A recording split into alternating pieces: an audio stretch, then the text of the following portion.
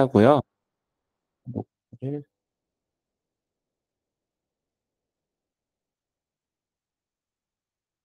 네. 녹화를 진행하고 있습니다. 네.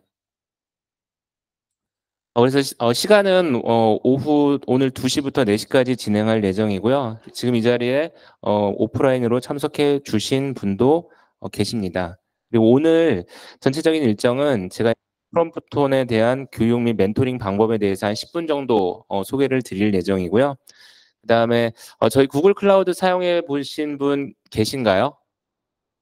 예. 아마 많은 분들이 사용해 보셨을 것 같은데 사용을 처음이신 분들을 위해서 구글 클라우드를 어떻게 사용하는지에 대한 간단한 사용 방법에 대해서 베스핀의 이병준 님께서 설명을 해 주실 예정이고요. 그리고 인제 저희 대부분의 구글 클라우드 내에 있는 AI 서비스를 사용하시게 될 텐데 AI 내에 저희가 가지고 있는 서비스와 사용 방법에 대해서 신항식 님께서 설명을 해 드리고 나머지 시간은 Q&A 세션으로 진행을 하도록 하겠습니다. 우선은 저희가 6월 28일 날 인제 10개 팀을 멘토링을 통해서 선정을 할 예정에 있는데요. 저희가 기존에 멘토링을 진행을 해 보면 제가 각 팀마다 시간을 일률적으로 딱 배정을 해 놓는 거는 사실 좀 비효율적이더라고요. 그래서 우선은 기술에 관련된 문의는 여기 보이는 제 이메일 주소, 제가 이 시트는 제가 그 팀장님 이메일로 다 공유를 드릴 거예요. 그래서 기술적인 문의 사항은 저한테 여기 보면 jinhop@google.com으로 보내주시면요.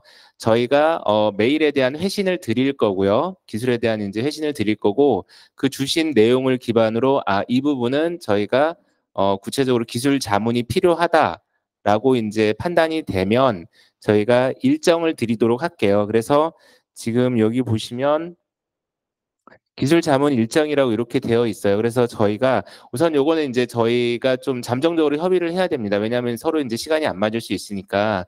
그래서 기술 자문이 꼭 필요하다라고 하시면 우선은 메일을 주시고요. 근데 인제 저희가 멘토링을 진행을 하다 보면 굳이 뭐 별도로 저희가 미팅을 할 필요 없는 경우도 있더라고요. 그리고 또 문의 주신 내용이 저희가 또 답변할 수 없는 내용도 있거든요. 그래서 그런 부분은 저희가 사전에 이메일로 회신을 드릴 거고 그다음에 인제 구체적으로 멘토링이 필요한 경우에는 저희가 일정을 가능하면 요렇게 조율을 해서 보내 드릴 거예요. 그리고 기본적으로 기술 자문은 저희 미트를 통해서 온라인으로 진행을 할 예정입니다.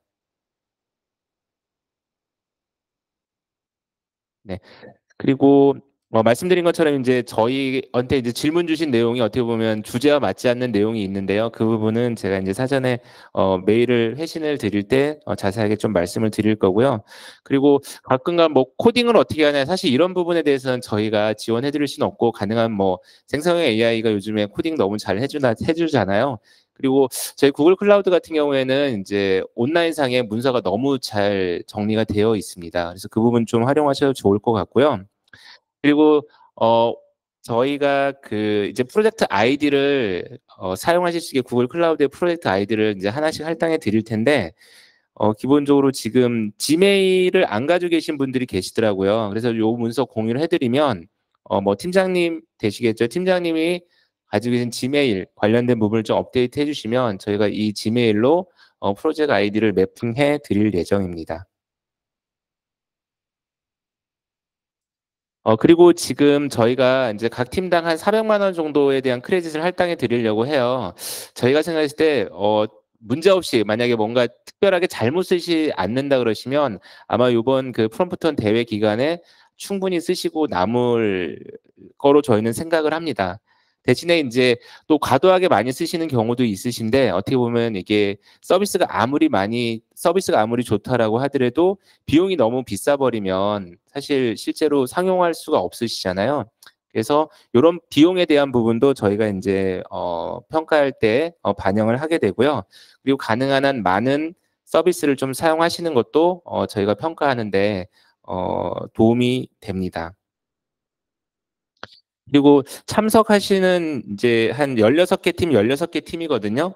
한번 요 부분 보시면 그래도 우리랑 경쟁하는 팀이 어떠한 주제를 가지고 이 대회에 참여를 했는지 한번 보시는 것도 좋을 것 같아요.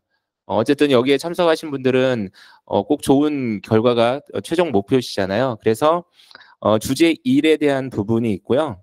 그다음에 또 주제 2에 대한 내용이 있습니다. 그래서 요거를 제가 팀장님 메일로 공유를 드리면 상대팀이 어떤 주제로 프로젝트를 진행을 하고 있구나라고 좀 판단을 하셔서 서로 중첩되지 않게, 아니면 중첩이 된다라고 하더라도 좀 더 뭐라고 할까요? 강점이 있는 내용으로 좀 진행을 해주시면 좋을 것 같아요.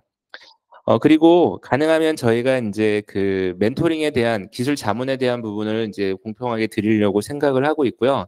그다음에 10개 팀을 저희가 멘토링을 통해서 10개 팀을 선정을 할 건데요. 그러면 보시면은 음 이제 저희가 10개 팀 선정을 6월 28일 날 저희가 발표를 하게 되는데, 그 전에 6월 25일, 26일 양일에 걸쳐서 그동안에 여러분들께서 진행해 주셨던 부분을 꼭 완성되지 않아도 됩니다. 왜냐하면 대회 발표일은 7월 12일이기 때문에 그래도 한 달 정도 진행을 하시면서 진행했던 내용에 대해서 저희한테 한번 설명을 전체적으로 해 주셔야 돼요. 그래서 그 내용을 보고 저희가 10개 팀을 선정을 하게 되고요. 그 결과를 6월 28일 날 서울 디지털 재단에서 진행할 예정입니다. 그리고 오늘 혹시 참석 그 확인증이 필요하시면 서울 디지털 재단의 이정환 책임님한테 연락을 주시면 되고요. 제가 오늘 전체적인 내용을 좀 말씀을 드렸는데, 혹시 저한테 궁금하신 사항이 있으시면 네, 질문해 주시면 될 것 같아요. 네, 잘 들립니다.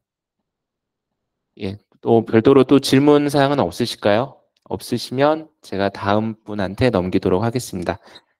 예, 없으시면 네, 다음 예, 베스핀의 예, 이병준님, 예, 제가 보니까 여기 밑으로 들어오시면 될 것 같은데요. 예, 밑으로 들어오셔야 돼서 여기서 하시면 되는데요. 예, 제가 미트 일정을 안 드렸나요?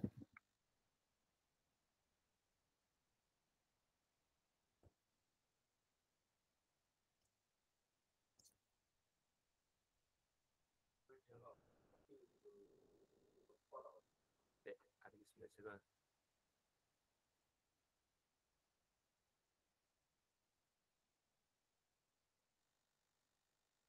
여기서 메일 주소 하나 좀 입력해 주시죠.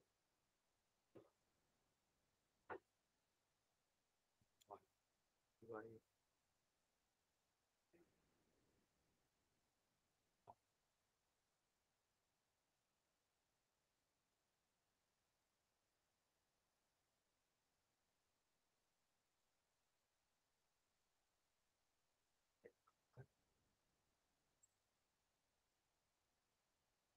그러면은 그냥 저 밑에서 공유해 주시면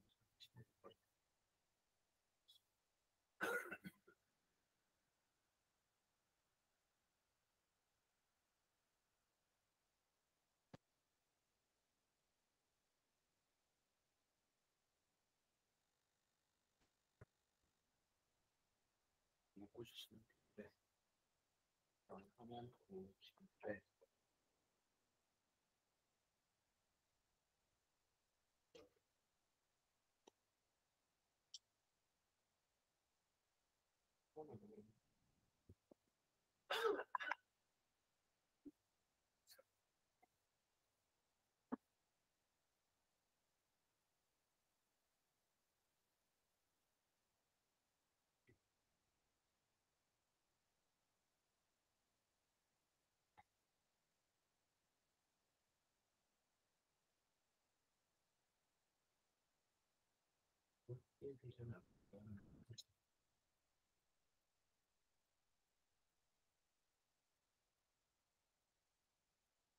네.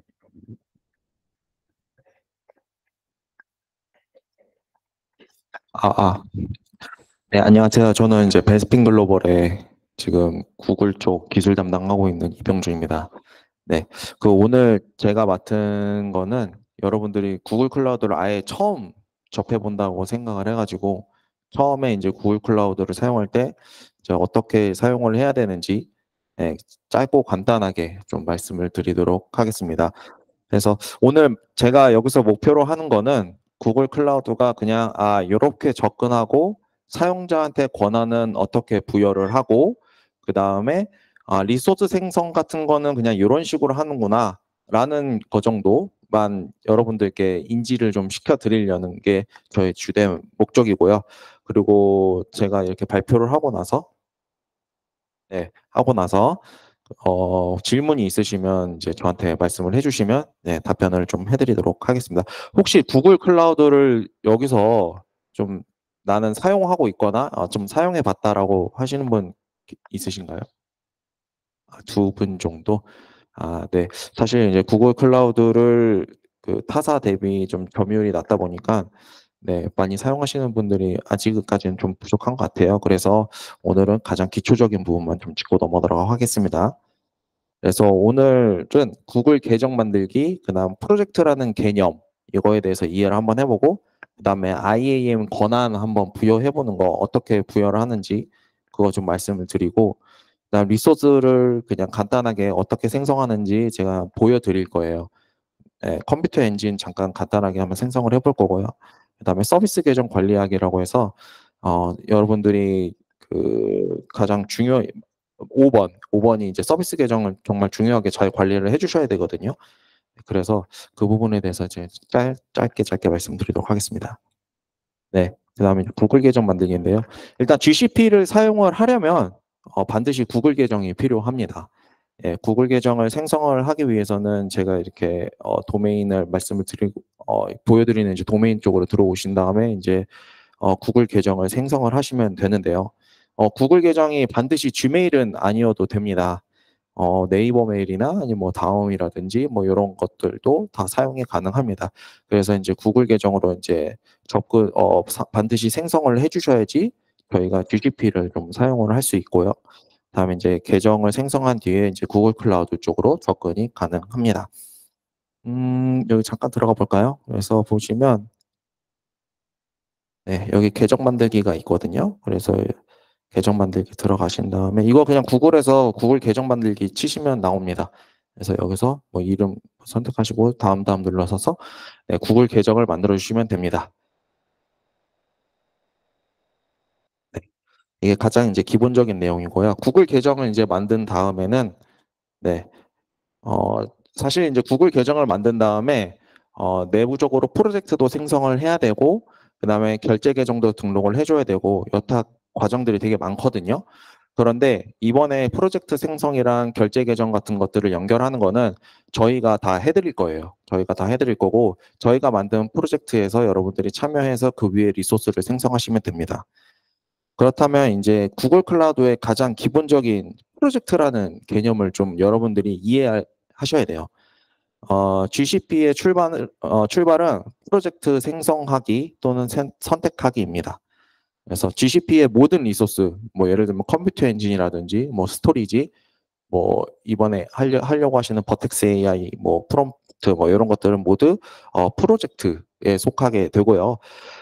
그 프로젝트는 GCP의 어떤 GCP 배포의 논리적인 그룹이라고 보시면 됩니다. 그래서 프로드 환경의 프로젝트, 뭐 예를 들면 그 타사 업체들은 어떻게 사용하고 계시냐면 프로드 환경, 프로덕션 환경의 프로젝트 하나, 그다음에 QA 환경의 프로젝트 하나, 그다음에 개발 환경의 프로젝트 하나, 뭐 이런 식으로 만들어서 운영을 하시고 계시거든요. 그래서 이렇게 자기의 목적에 따라 프로젝트를 하나씩 만들고 그 위에서 서버를 올리든지 뭐 스토리지를 생성해서 활용을 하신다든지 그렇게 일단 프로젝트를 만들게 됩니다. 그래서 이 각각의 프로젝트는 서로 독립적으로 구분이 되어 있어서 서로 통신이 별도로 커넥트를 하지 않는 이상, 연결하지 않는 이상 통신이 안 됩니다. 그래서 여러분들이 뭐 프로드 환경이나 뭐 QA 환경 프로젝트를 만들고 서로 뭐 VPC 네트워크망을 만든다고 해서 그 두 개가 서로 통신이 되거나 그러지 않거든요. 그래서 그 각각의 독립적인 환경이라는 거 여러분이 알고 계시면 될 것 같습니다. 네, 그리고 이 프로젝트 단위로 또 GCP 결제, 빌링이 이루어집니다. 그래서 그 프로젝트에서 결제를 얼마나 썼는지 뭐 이런 것들을 프로젝트 단위로 또 뭐 리소스 단위로도 확인을 할 수 있습니다만 보통은 프로젝트 단위로 확인을 하실 수 있습니다. 네, 그리고 이제 프로젝트는 아래와 같이 설정을 할 수 있는데요. 요거는 이제 제가 직접 한번 보여드릴게요. 여러분들이 GCP 제가 이제 프로젝트를 생성하고 여러분들을 초대해 드릴 거예요. 그러면 이제 가장 먼저 확인해야 될 부분이 제가 말씀드렸던 프로젝트 확인 부분인데요. 그거는 이제 여러분들이 여기 구글 클라우드라는 거 눌러보신 다음에 여기 프로젝트 선택하는 부분이 있거든요. 그래서 이 부분을 선택을 해주시면 네, 프로젝트를 선택하실 수 있습니다. 이게 가장 기본이 되는 것이고요. 네, 그리고 여러분들이 모든 리소스 배포라든지 뭐 확인할 때는 항상 이 프로젝트가 정상적으로 맞게 설정이 되어 있는지 반드시 확인하셔야 됩니다. 네, 그 다음은 이제 두 번째로 중요한 이제 IAM 권한 부여하기인데요. 네, 여러분들이 프로젝트를 생성을 하였으면 거기에 이제 적법한 또는 뭐 적절한 사용자가 들어와서 리소스를 생성을 해줘야 되고, 리소스를 생성해야 되고, 또는 뭐 악의적인 사용자가 들어오지 않도록 뭐 막아야 되고 이런 것들을 이제 하는 곳이 바로 이제 GCP IAM 어드민이라고 보시면 됩니다. 네, IMN 어드민은 GCP 프로젝트와 그 하위 리소스에 대한 접근 관리를 하기 위한 그 서비스인데요. 어, 접근은 보시는 바와 같이 그냥 뭐 햄버거 모양 누른 다음에 IM 어드민 들어가서 권한 부여해주는 이런 식으로 이제 이루어져 있습니다. 그래서 제가 한번 직접 또 이것도 한번 보여드리면 네. 아, 그래요? 아, 죄송합니다. 제가 요 화면만 보여드렸네요. 그러면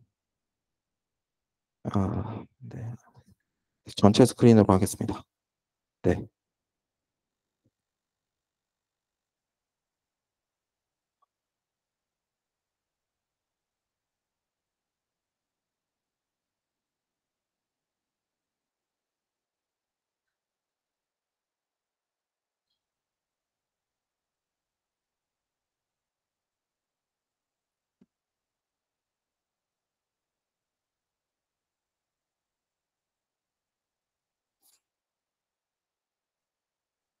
이거는 이제 저희 내부적으로 프로젝트를 사용하고 있는 실제로 이제 테스트 환경이고요. 네, 여기 보시면 IAM이라고 있거든요. 이 IAM이라는 화면에 들어오셔가지고, 네, 어,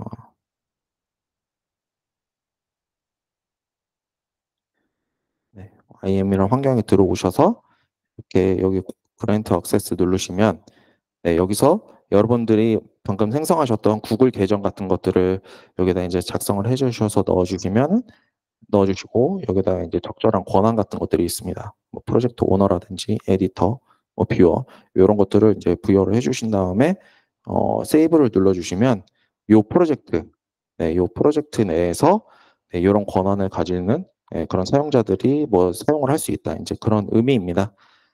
네, 어, 제가 이제 IEM 권한에 대해서는 짧게 간단하게 이제 좀 말씀을 드렸습니다. 혹시 뭐 이 부분에 대해서 궁금하시거나 질문하실 사항이 있을까요?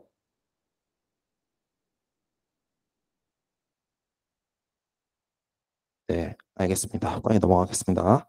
네, 리소스 생성하는데요. 어, 네. 리소스 생성하기입니다. 리소스를 생성할 때는 어떻게 해야 되냐?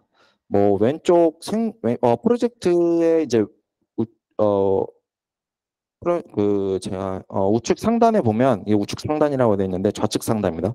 네, 좌측 상단에 보면 이제 프로젝트를 선택할 수 있는 영역이 있습니다. 여기 보시면 이렇게 예. 네.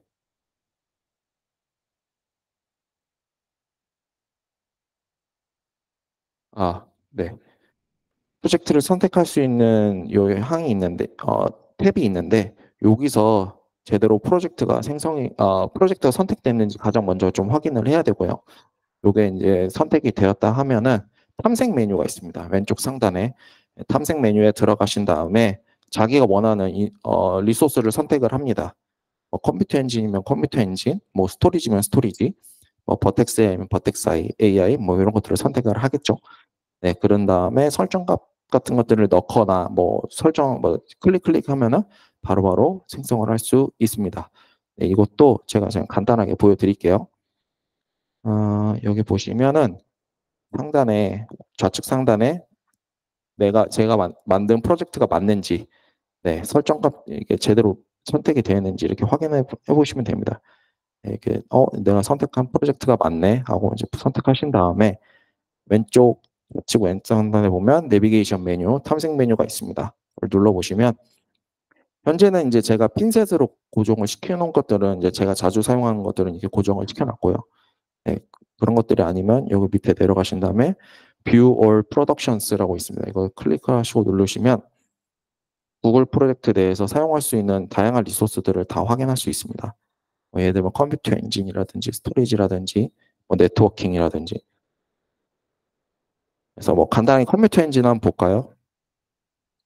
컴퓨터 엔진 눌러보면 네, 컴퓨터 엔진 이렇게 있고 저는 이제 컴퓨터 엔진 생성할 거라 그러면 이거 눌러주시면 되고 눌러주시면 네, 이렇게 컴퓨터 엔진 화면이 나오면서 왼쪽에 VM 인스턴스를 생성하는 것들, 뭐 인스턴스 템플릿이라든지 또는 뭐 디스크를 생성할 수도 있고요. 뭐 인스턴스 그룹이라든지 네, 이런 것들을 이제 생성할 수 있는 그런 화면들이 나옵니다. 그래서 여러분들이 어떤 리소스들을 생성을 하고 싶다 하시면은 여기 내비게이션 메뉴 들어가신 다음에 이렇게 뷰 프로덕션 잘 살펴보시면 네, 생성을 할 수 있고 그다음에 AI 뭐 이런 쪽을 다루다 보니까 아마 여기 아티피셜 인텔리전스 뭐 이쪽을 많이 사용하실 것 같아요. 버텍스 AI 뭐 이런 것들. 그래서 이런 것들은 이렇게 핀셋으로 활용을 하셔가지고 자주 들어가는 것들은 자주 활용을 해주시면 될 것 같아요. 네.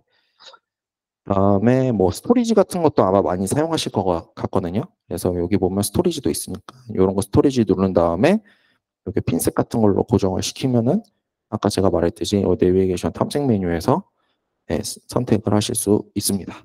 이런 버켓 같은 것도 뭐 누른 다음에 그래서 뭐 크레이트 누르시면은 뭐 여기 뭐 설정 값들을 이제 넣을 수가 있는데 제가 뭐 여기서 뭐 설정은 이렇게 해라 저렇게 해라 다 말씀을 드릴 수는 없고 여기서 이런 식으로 생성을 하면 되는구나. 구글 클라우드는 이런 식으로 콘솔 화면이 구성되어 있구나. 그 정도 이제 이해해 주시면 될 것 같아요. 네. 그다음에 그다음에 이제 서비스 계정 관리입니다. 이 서비스 계정이란 거는 뭐냐면 사용자 계정, 그러니까 지메일이라든지 뭐 네이버 계정, 뭐 이런 것들이 아니라 어플리케이션 또는 이제 VM 서버들이 사용하는 어떤 그 특별한 유형의 계정이에요. 예를 들면은 여기 좀 보이면 여기 좀 확대가 안 되죠? 예. 보시면 여기 보면은 서비스 어카운트라고 되어 있으면서 뭐 뒤에 보면은 되게 막 뭐 G 서비스 어카운트.com 뭐 이런 식으로 되어 있거든요.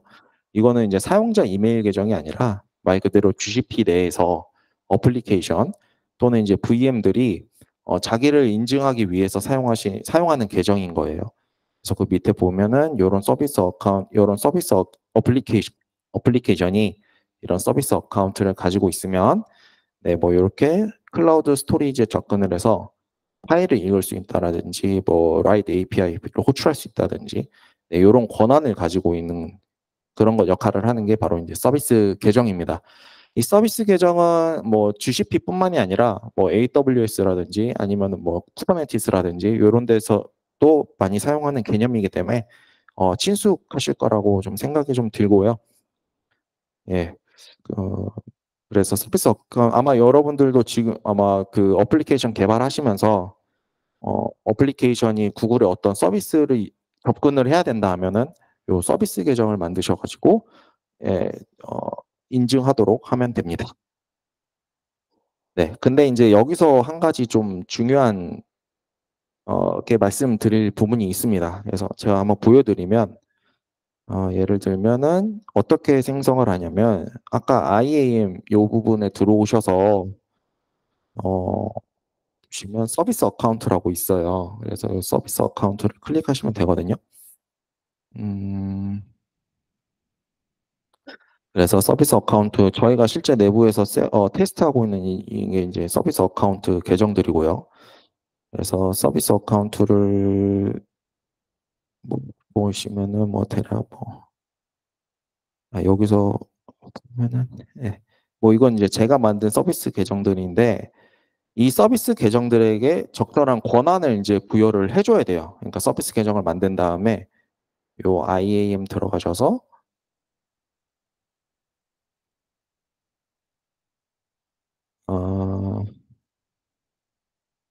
뭐 이런 식으로 G 서비스 어카운트는 뷰어 권한을 가지고 있다. 네. 뭐 이런 서비스 어카운트들이 어떤 권한을 받고 있는지 이런 것들 뷰어 권한을 받고 있는지 이런 것들을 확인할 수 있고요. 이제 제가 이제 이 말씀을 왜 드리냐면 이 서비스 어카운트는 보시면은 이제 제이슨 키로 다운을 받을 수가 있어요. 어플리케이션에서 사용하려면 어, 여기 보면 여기 이거 한번 눌러볼까요?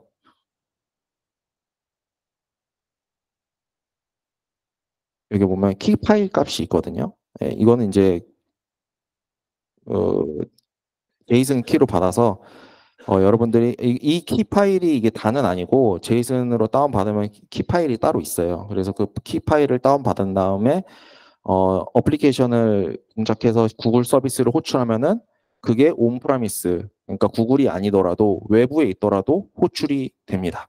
그러니까 이제 그 의미는 뭐냐면 이게 만약에 유출이 된다. 여러분들에게 제이슨 키가 유출이 된다 하면은 해커들은 그 제이슨 키를 받아서 여러분들 프로젝트에다가 비트코인 머신을 한 200개씩 생성을 한 다음에 하루에 막 1억 원씩 하는 게 실제로도 저희 업체들이 종종 그런 경우들이 있어요.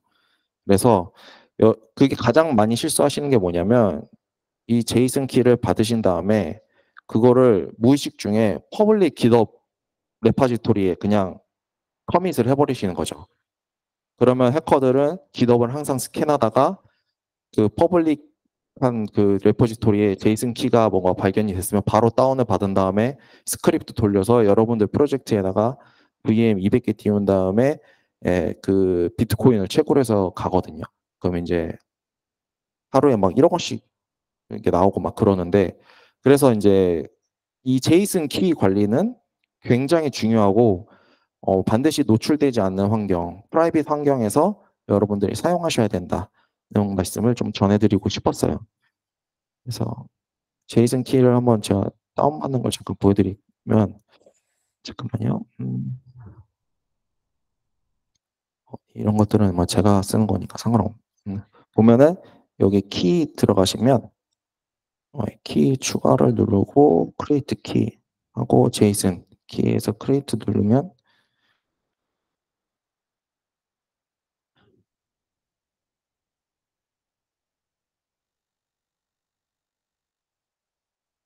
이렇게 키가 다운이 받아지고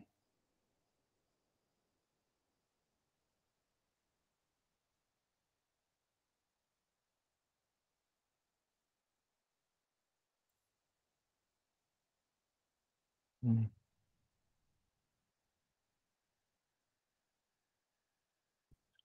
음, 열리는데 좀 시간이 걸리네요. 제가 이제 비주얼 스튜디오 코드로 열다 보니까 뭐가 열릴지 모르는데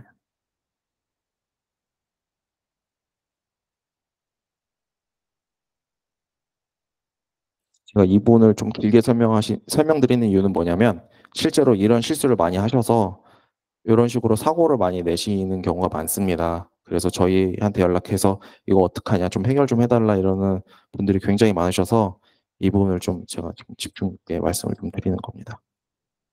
이게 좀 컴퓨터가 느려서 잘 안 보이네요. 됐네요. 이거 어차피 제 지울 거니까 상관없습니다. 네. 어쨌든 이런 식으로 구성이 됩니다. 이런 식으로 구성이 됐고 제이슨 키가 있는데 요거를 이제 내 어플리케이션과 함께 기더 퍼블릭 레파지토리에 그냥 바로 올려버리는 거죠. 네. 그러면은 아차 하는 순간 이제 저희 프로젝트가 털리게 되니까 이런 부분은 좀 주의를 좀 해주셔야 됩니다. 항상 이런 거 있으니까 그 제이슨 키 관리를 잘해야 된다. 이런 말씀 좀 드렸습니다. 네, 그래서 일단 저한테 주어진 시간이 그렇게 길지 않아서 이제 제가 말씀드릴 수 있는 부분은 다 말씀을 좀 드린 것 같아요. 프로젝트 활용하는 방법, 어떻게 그 탐색 메뉴를 사용을 해야 되는지 말씀을 좀 드렸고, 그 다음에 권한을 부여하려면 어떻게 해야 되는지 IAM 어드민 들어가셔서 IAM 주시면 되고, 그 다음에 서비스 어카운트는 주의를 해야 된다. 항상 이것들은 항상 주의를 해야 된다라는 거 말씀을 좀 드렸고, 그 다음에 리소스 생성은 아까 이렇게 크리에이트 누르시면 됩니다. 이렇게 말씀을 좀 드린 것 같고, 프로젝트 개념에 대해서 말씀을 좀 드렸습니다. 그래서 GCP를 시작하는 데 있어서 이 정도 일단은 알고 계시면은 시작은 무리 없을 것 같아요. 추후에 뭐 리소스를 얼마나 더 잘 활용하냐, 어떻게 활용하냐는 이제 또 그런 이제 IT적인 문제로까지 넘어가니까 그거는 이제 제가 말씀을 드릴 거는 이제 끝난 것 같고, 혹시 뭐 질문 사항이 있을까요? 네, 네. 보통 그 퍼블릭 그러니까 로컬도 로컬인데 저 외부에 노출 안 되는 그러니까 인터넷 환경과 직접적으로 연결이 안 되는 검색이 안 되는 프라이빗 뭐 레파지토리 같은 것들 있잖아요. 기더 프라이빗 레파지토리 요런 데 올리셔도 되고 뭐 길랩 내부 로컬이라든지 뭐 이런 거 올리셔도 되고 아니면은 뭐 GCP 내에 또 레파지토리가 있거든요. 네, 그런 데 올리셔도 되고 그렇게 활용하시면 될 것 같아요. 네.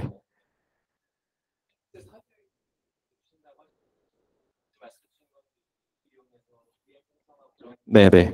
네네.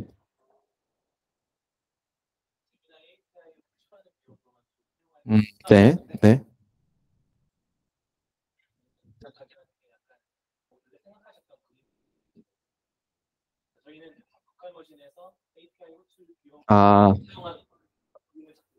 아, 네네. 그거는 제가 그 부분까지는 제가 잘 모르겠는데요. 그 로컬에서 구글 API 호출을 하는 것도 어쨌든 비용적인 측면인 거거든요. 그러면은 그것들을 활용하는 방법은 그 어쨌든 그 빌링 지금 말씀하신 게 제가 듣기로는 그 빌링을 어떻게 봐야 되냐 약간 그런 느낌인 것 같거든요.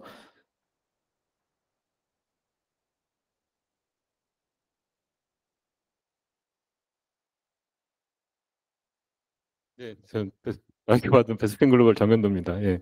제가 부연 설명을 드리면 방법이 여러 가지 있으실 것 같아요. 그러니까 어떤 시나리오를 어떻게 구현하는지는 사실은 각자의 이제 어떤 생각하고 계시는 아키텍처에 따라서 하시면 될 것 같은데 말씀하신 대로 그냥 제미나이 API만 호출해서 쓰실 수도 있을 거고요.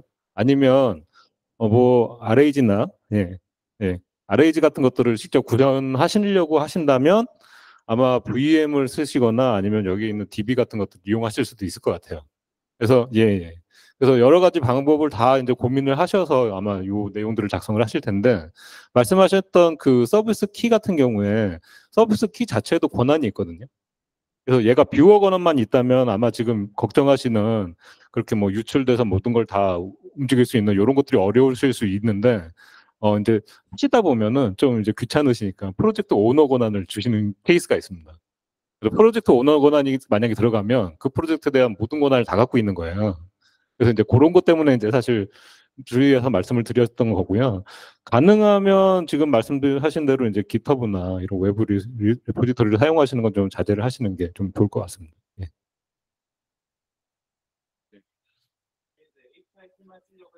예. 예, 예, 생성해도 됩니다. 예, 생성해도 되는데 아까 이제 말씀드렸듯이 이제 저희가 이게 이제 한정적인 어떤 크레딧 환경 하에서 이제 사용을 하시는 거기 때문에 그 관리를 좀 내부적으로 잘 하셔야 될 것 같습니다. 예. 예. 네. 그래서 한 가지 좀 더 말씀드리면 그 빌링을 좀 보실 수 있는 방법이 있습니다. 내부에서 아마 한국어 버전은 결제라고 나올 텐데 영어 버전에 빌링이라 나오거든요. 여기 안 보이는구나. 잠시만요. 음,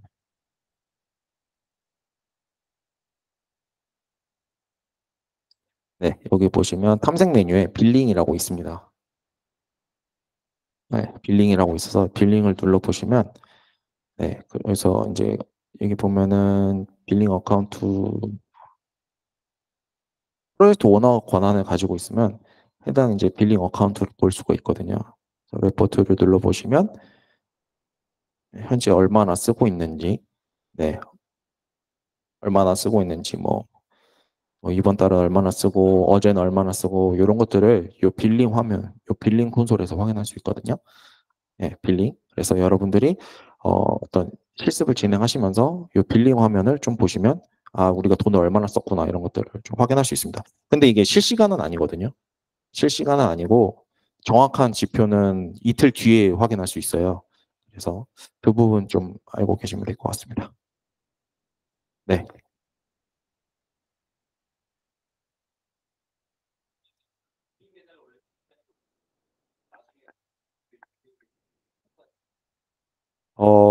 일단은 저희가 네.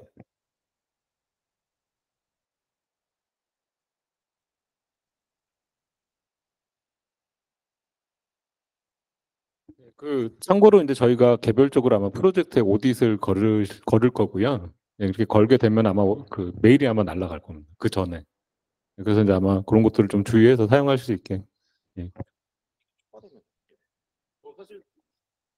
초과가 되면 이게 지금 한정적인 양이 있기 때문에 사실 일정 부분 초과할 수 없는 부분이 사실 있긴 있거든요. 그래서 이제 그런 것들은 아마 좀 뭐 연락이 가거나 아마 좀 그런 부분이 있을 것 같습니다.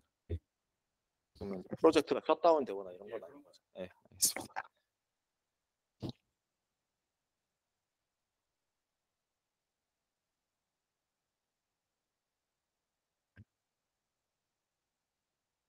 저희가 프로젝트를 드릴 때 그 내부에 그 빌링 얼럿을 다 걸어놨어요.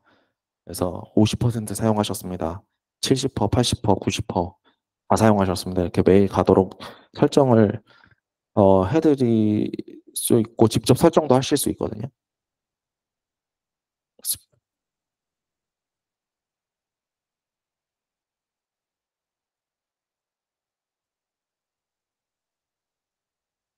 저는 이제 마지막으로 하고 마이크를 넘기도록 하겠습니다. 예, 병주님 자세한 설명 감사합니다. 네. 예, 다음은 저희 구글이 가지고 있는 AI에 대해서 저희 AI 전문가시신 스페셜리스트인 신항식님께서 저희 서비스에 대해서 소개를 드릴 예정입니다. 잠시만요, 항식님. 네, 네. 예, 화면 잘 보이시죠? 네. 제 예, 목소리는 들리시나요? 부탁드리겠습니다. 네, 혹시 제 목소리는 잘 들리나요? 마이크를 꽂아야 되나요? 혹시 제 목소리가 들리시나요? 저는 잘 들립니다. 예, 예, 예, 예, 예,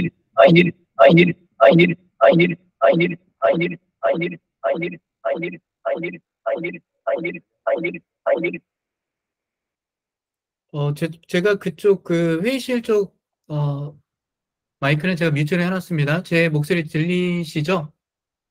네, 들리시는 걸로 알고 진행하도록 하겠습니다. 네, 반갑습니다. 저는 구글에서 생성형 AI 스페셜리스트로 일하고 있는 신항식이라고 하고요.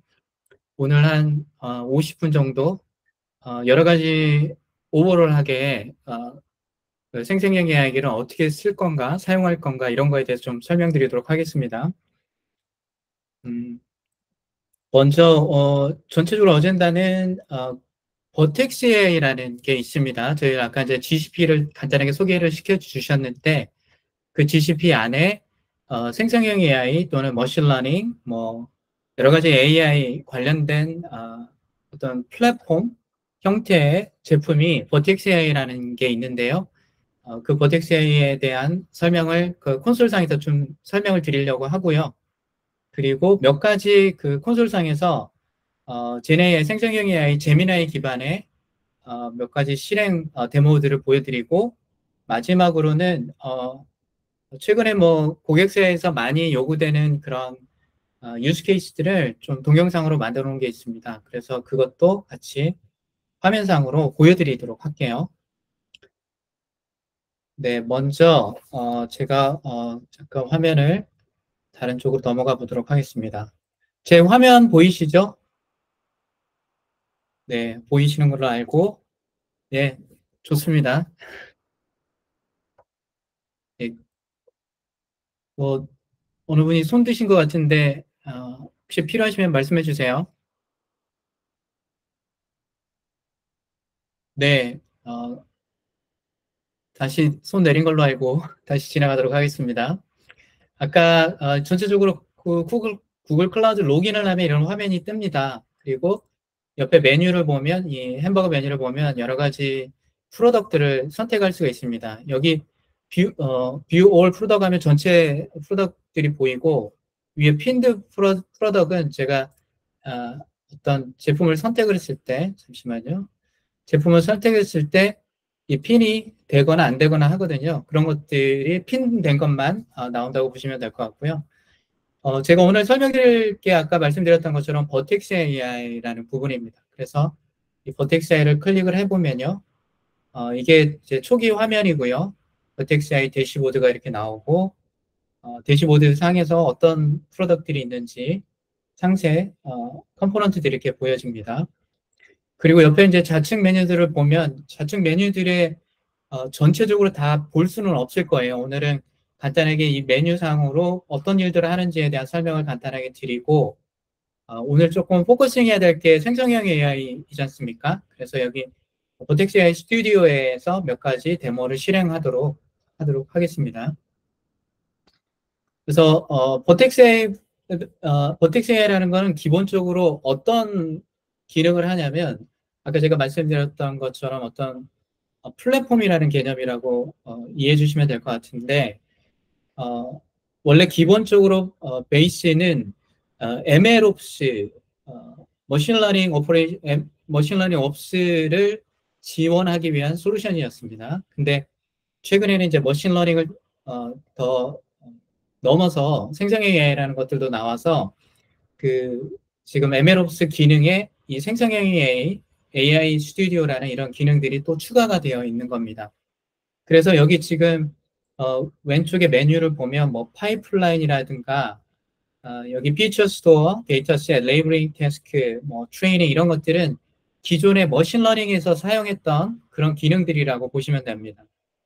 사실 이제 앞으로는 우리가 생성형 AI의 어떤 프로젝트라든가 리퀘어먼트가 많이 있지만 여전히 머신러닝 파트에서의 요구사항도 꽤 많습니다. 그리고 좀 더 정확한 비즈니스를 만들기 위해서는 머신러닝 파트와 생성형 AI 파트를 서로 믹스돼서 구현해야 되는 요건들이 많기 때문에 그런 것들을 하나의 플랫폼에서 구현한다. 이 버텍스 AI에서 구현한다. 이렇게 이해해 주시면 될 것 같고요.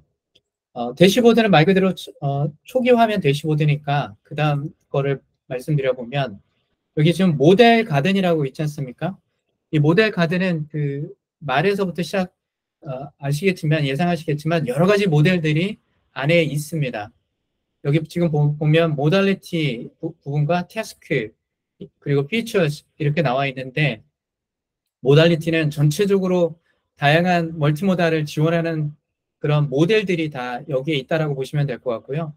이 태스크는 특정 태스크 기반의 내용이라고 보시면 될 것 같고 피처는 약간 오버랩된 어떤 기능 중심의 기능이라고 보시면 될 것 같습니다. 그래서 한번 클릭을 해볼게요. 이 랭귀지를 클릭을 해보면 이거 보면 최근에 우리 제미나이 1.5 프레시라는 게 나왔습니다. 그런 것들을 선택할 수 있게 해놨죠. 이걸 누르면 해당 모델을 선택할 수 있는 환경으로 넘어갑니다. 이거 클릭을 하면요.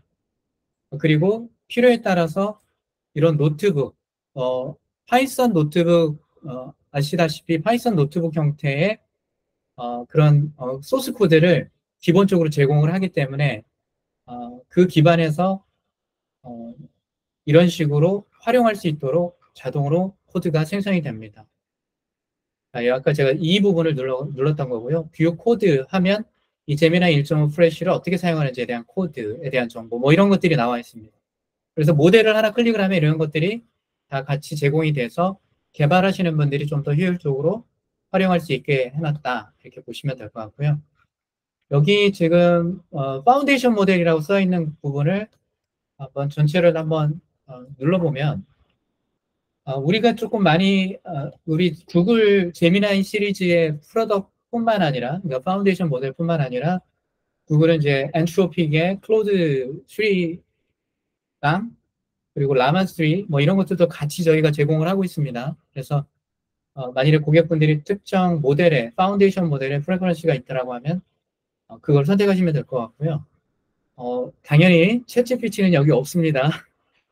일반적으로 엔트로픽하고 라마 그리고 요즘 많이 얘기하는 미스트랄 그리고 우리가 작년에 구글에서 많이 논의했던 팜 뭐 이런 것들이 이런 모델 가든을 통해서 이런 걸 활용할 수 있다라는 거고요.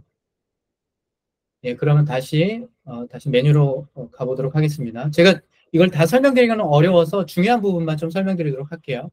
이 파이프라인은 머신러닝 하시는 부분은 아시겠지만 어떤 여러 가지 태스크를 패러럴하게 처리하거나 자동화하는 데 사용하는 그런 툴입니다.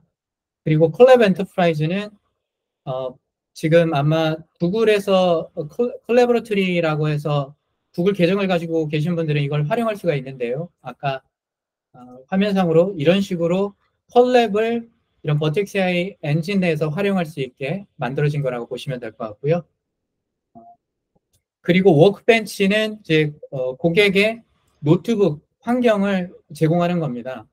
이 콜랩은 풀리 매니지드 형태인데 이 워크벤치는 풀리 매니지드이면서 조금 커스터마이징이 가능한 그런 노트북이라고 보시면 됩니다. 제가 일단 기본적으로 약간 파이썬이라든가 파이썬을 개발하는 노트북 뭐 이런 것들은 어느 정도 안다는 가정하에서 잠깐 설명드리고는 있습니다. 혹시 나중에 아니면 중간이라도 관련된 질문이 있으면 채팅창에 남겨주시면 제가 그 말씀하신 내용에 맞게 조금 더 자세하게 쉽게 좀 설명드리도록 하겠습니다. 예, 어쨌든 뭐 노트북이라는 그런 게 이제 개발 툴이다. 소위 말해서 IDE라고 하죠. 이 개발 툴이라고 보시면 될 것 같고요. 그리고 여기 보면 버텍스 AI 스튜디오라는 게 있습니다. 여기에서는 이제 우리 비로소 생성형 AI를 사용할 수 있는 그런 내용이고요. 이거는 저희가 조금 이따 제가 설명드릴 거니까 나중에 설명드리고요. 나머지 다 설명드리고 이쪽 진행하도록 하겠습니다. 이 Build with Gen AI는 익스텐션이라는 게 기능이 있는데 이거는 LLM 처리하는 과정에서 다른 어떤 시스템하고 연계할 때 사용하는 기능이라고 보시면 될 것 같고요. 그리고 데이터, 모델 디플로이먼트, 그리고 디플로이 앤 유즈, 그리고 매니지 이 부분은 다 아까 제가 서두에 말씀드렸던 MLOps에 대한 부분입니다.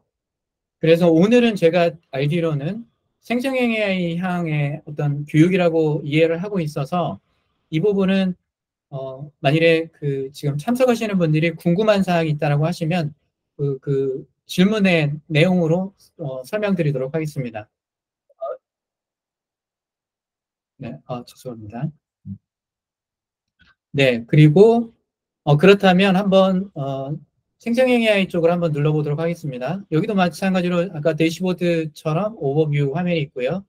버텍스 AI 스튜디오는 이제 버텍스 AI 생성형 AI를 개발할 수 있는 환경 툴이라고 보시면 될 것 같습니다. 뭐 저희가 지금 얘기하는 이제 저희 파운데이션 모델에 가장 파퓰러하게 얘기하고 있는 제미나이 부분이 있고요. 뭐 이매진이라는 것도 저희 제품이 있습니다. 여기 지금 비전 부분 이 부분에 이매진이 들어가 있다고 보시면 될 것 같고요. 기타 여기에서는 많이 언급되지는 않지만 STT라고 해서 Speech to Text, Text to Speech, 뭐 Translation 이런 것들이 다 머신러닝 기반의 AI 모델들이 많이 탑재되어 있습니다. 그런 것들도 일부 여기서 활용할 수 있도록 메뉴로 나와 있습니다. 그러면 이제 본격적으로 한번 간단하게라도 데모를 한번 보여드리도록 하겠습니다. 이 메뉴 중에 멀티모달이라고 있는데 이 멀티모달리티라는 개념이 있습니다. 생성형 AI 부분에는요. 멀티모달리티는 어떤 의미냐면 사람이 이해하는 방식과 동일한 방식으로 랭귀지 모델이 AI 모델이 파운데이션 모델이 이해한다라고 이해를 먼저 해주셨으면 좋겠습니다. 그렇다면 사람이 어떤 식으로 이해하냐라는 게 있을 텐데요. 우리가 작년까지만 해도 라지랭 LLM의 모델을 활용할 때는 주로 텍스트 베이스로 활용을 했었잖아요. 그런데 사람이 텍스트만 보고 정보를 이해하지는 않지 않습니까? 예를 들어서 이미지들을 볼 수도 있고요. 오디오를 들을 수도 있고 비디오를 볼 수도 있잖아요. 이런 것들을 종합적으로 랭귀지 모델이 이해할 수 있는 그런 능력을 멀티모달리티라고 하는데 그런 어떤 AI 모델, 생성 AI 모델이 그거를 지원을 한다. 그런 사람이 인식할 수 있는 것처럼 비디오라든가 다양한 컨텐츠를 소화할 수 있다라고 하면 그걸 멀티모달리티가 지원이 된다라고 얘기를 합니다. 제미나이가 사실 작년 연말에 나왔을 때 이 멀티모달리티가 기본적으로 제공하는 걸로 최초로 다양한 서비스에 대한 비전을 많은 것들을 제시를 했었는데요. 제가 오늘 몇 가지 예제를 통해서 또 그것을 좀 보여드리도록 하겠습니다. 먼저 멀티모달리티 부분에 대한 데모로 여기 보면 프롬프트 디자인 싱글턴 이 오픈을 이렇게 눌러보면 이런 창이 보여집니다. 이 창이 뭐냐면 이제 실질적으로 우리가 실제 프로젝트 할 때는 이 창을 쓰지는 않을 겁니다. 이제 콘솔상에서 우리가 단위 테스트용으로 이 개발 화면을 쓸 텐데 여기에 프롬프트를 적고 서브밋을 누르면 그 정보가 생성이 됩니다. 제가 그냥 멀티모달리티 이전에 그냥 멀티모달리티 뭐 이미지나 이런 걸 처리하기 전에 간단하게 이런 한번 질문을 해보도록 하겠습니다. 아마 많이 익숙할 거예요. 이런 것들은 많이 해보셨지 않습니까? 우리가 컨슈머 버전의 제미나이를 통해서라도 많이 해보셨을 거라고 생각이 됩니다. 제 질문 이런 거 한번 날려보도록 하겠습니다. 제너레이티브 AI와 아티피셜 제너럴 인텔리전스 혹시 많이 들어보셨나요? AGI 굉장히 중요한 개념인데 이거와의 차이점에 대해서 알려주세요 라고 눌러보면 이건 제가 텍스트 기반에서 요청을 하는 거고요. 그리고 제가 플래시 모델을 썼습니다. 이렇게 했을 때 이제 답이 나왔는데요. 혹시 그냥 상식적으로 우리가 얘기를 할 때 제너티브 AI는 우리가 지금 얘기하는 특정 작업을 수행할 때 사용하는 것을 일반적으로 생성형 AI라고 하고요. AGI라고 하는 거는 우리가 영화에서 보는 그런 AI 레벨입니다. 그러니까 아직 오지는 않은 거죠. 앞으로 먼 미래에 뭐 여러 가지 의견들은 많이 있으나 5년, 10년 내에 이 AGI 시대가 올 텐데 인간과 유사한 기능을 가진 인공지능입니다. 그래서 지금은 어떻게 보면 이 AI가 약간은 우리가 생각하는 영화에서 생각하는 그런 AI 시대에 비해서는 굉장히 초보적인 상황입니다. 조금 더 TMI로 말씀드리면 구글 딥마인드 팀에서 AGI 레벨을 이렇게 설명해주는 그런 어떤 가이드라인 논문이 있는데 지금 제너레이티브 AI, 생성형 AI 레벨이 첫 번째 레벨입니다. 그 전체 레벨이 0부터 5까지 있는데 지금 우리의 생성형 AI 레벨은 첫 번째 1 레벨이라는 거죠. 그만큼 우리가 많은 것들을 예상할 수도 있고 할 수도 있지만 여전히 우리가 영화에서 봤던 만큼의 퀄리티는 아직 내보지는 못하고 있다. 그렇기 때문에 뭐 RAG라든가 그라운딩 서비스라든가 우리가 여러 가지 AI가 생성형 AI가 뭔가를 잘할 수 있도록 도움을 많이 줘야 되는 상황입니다. 그 관점에서 제가 이걸 한번 해본 거고요. 자, 이런 게 나오기 전까지 어떤 게 있었냐? 먼저 제가 여기서 모델이 디폴트로 셀렉된 거를 했지만 모델을 선택을 한 거고요. 이게 저희가 구글에서 제공하는 멀티모달이 지원되는 모델들입니다. 제미나이 1.5, 여기 1.0도 있는데 그거는 랭귀지 부분에 또 따로 나오기는 합니다. 그것도 멀티모달이 지원은 되긴 하지만 최신 모델이라고 보시면 될 것 같고요. 1.5 프레쉬는 좀 더 빠릅니다. 1.5 프로보다. 대신 조금 스피디한 만큼 애큐러시를 상대적으로 뭐 accuracy라기보다는 조금 더 효율적으로 활용할 수 있게 그러니까 accuracy가 낮다기보다는 효율적으로 사용할 수 있게 만들어놨다고 보시면 될 것 같고요. 그리고 제미나이 1.5 프로는 지금 현재 저희가 갖고 있는 모델 중에는 가장 그러니까 아주 accuracy라든가 뭐 컨텍스트 사이즈라든가 여러 가지 처리를 좀 더 효율적으로 정확도 있게 해주는 좀 더 큰 모델이라고 보시면 될 것 같고, 제미나이 익스페리멘탈은 뭐냐라고 하면 가장 레이티스 버전이라고 보시면 됩니다. 그러니까 지금 계속 빌딩되고 있는, 어떻게 보면 여기 지금 001 이렇게 써 있는 이 모델들은 다 스테이블 버전입니다.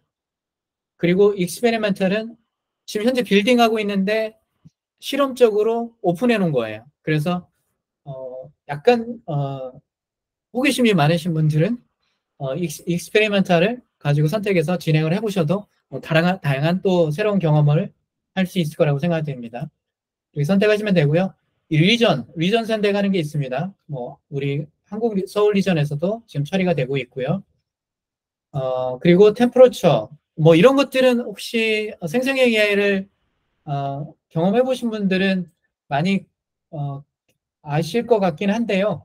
예를 들어 템퍼러처 그리고 탑K, 탑P 이런 개념들이 있습니다. 이거는 사실 간단하게 좀 설명을 드려보면요. 이미 아시는 분들 계시겠지만 이 템퍼러처 값이 높으면 높을수록 랭귀지 모델이 크리에이티비티가 올라간다고 보시면 됩니다. 그러니까 굉장히 창의적으로 얘기하죠.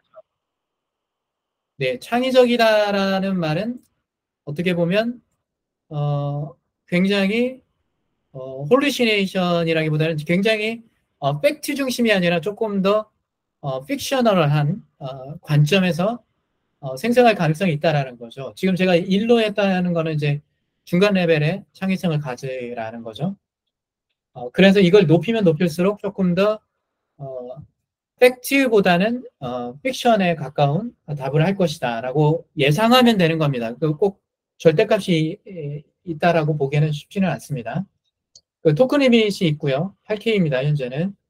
그리고 여기 스탑 시퀀스는 우리 이 생성형 AI가 제네레이션 할 때, 값을 제네레이션 할 때, 아까 이런 텍스트를 제네레이션 할 때, 예를 들어서 인공지능이라고 여기 스탑워드에 써놓으면 인공지능이라는 말이 나오면 스탑됩니다. 그러니까 이걸 멈추는 겁니다. 생성을 하는 거를.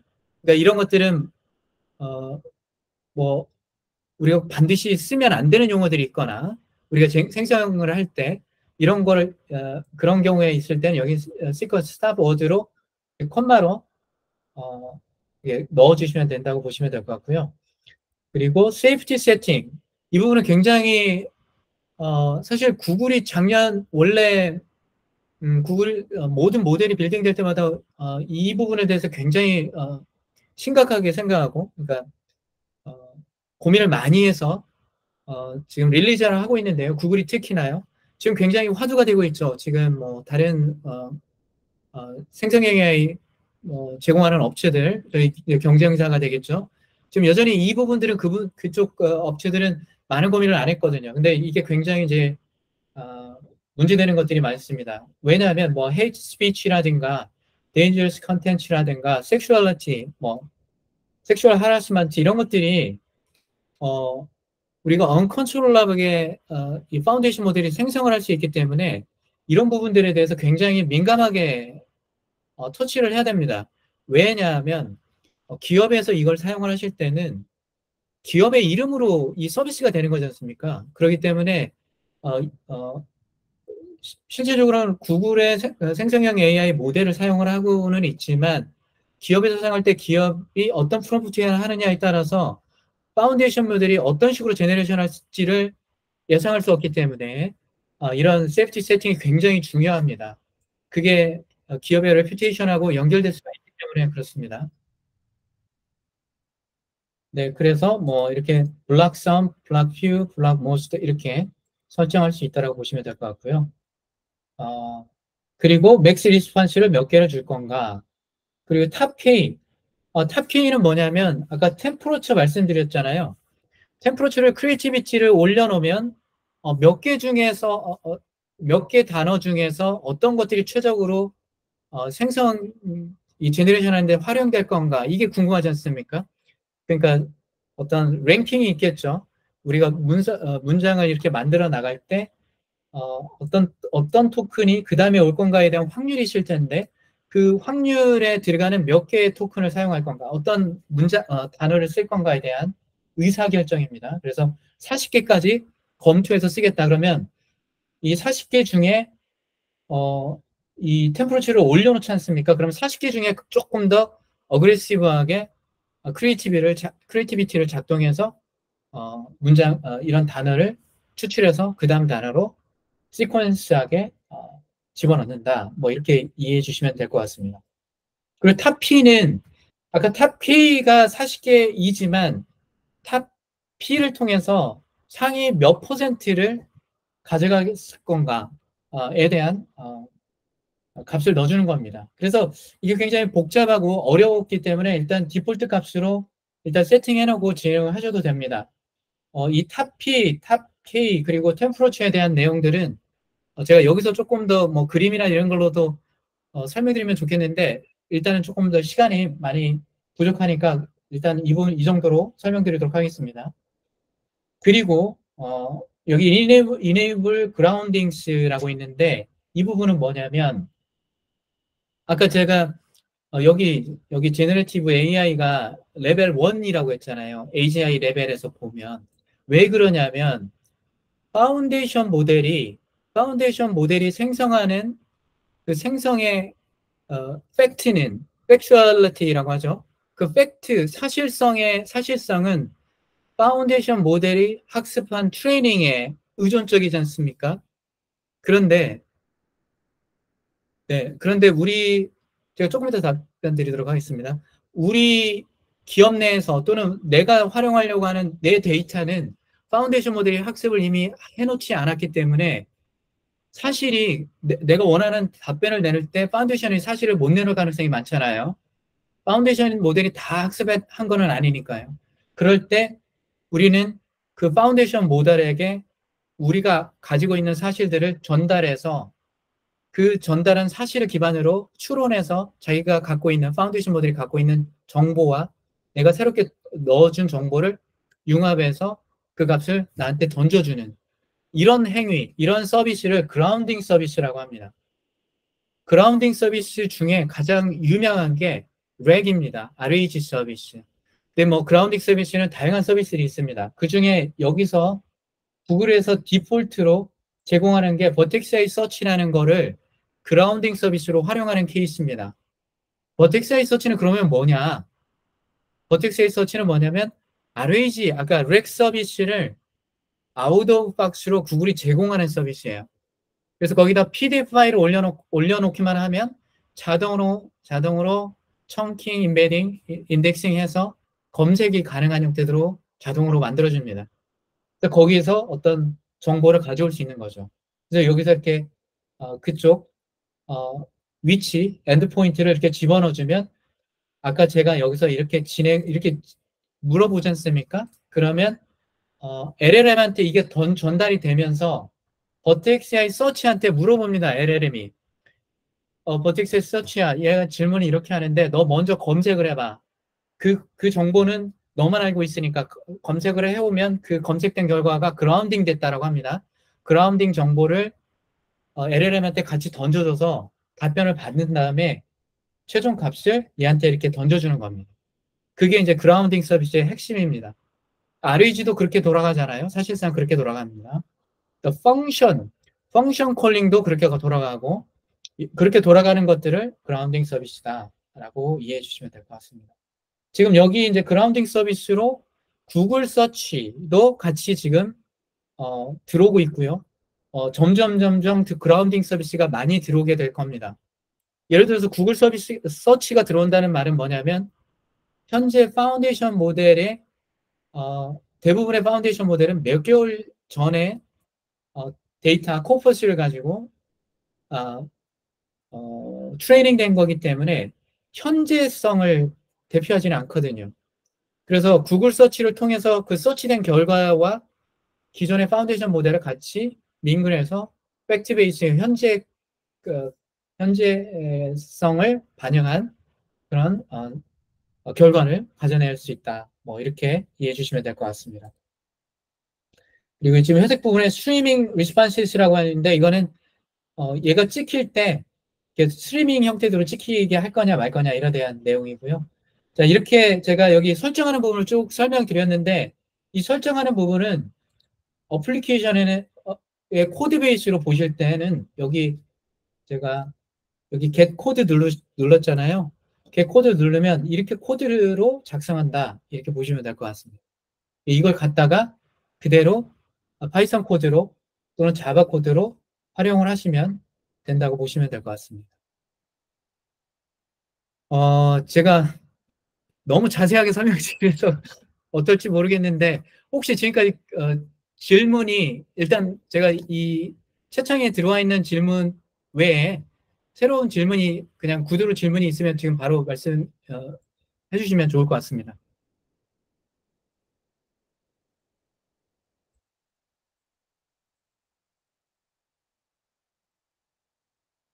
네, 없다면 여기 심우현님이 말씀하신 걸로 잠깐 설명을 한번 읽어보도록 하겠습니다.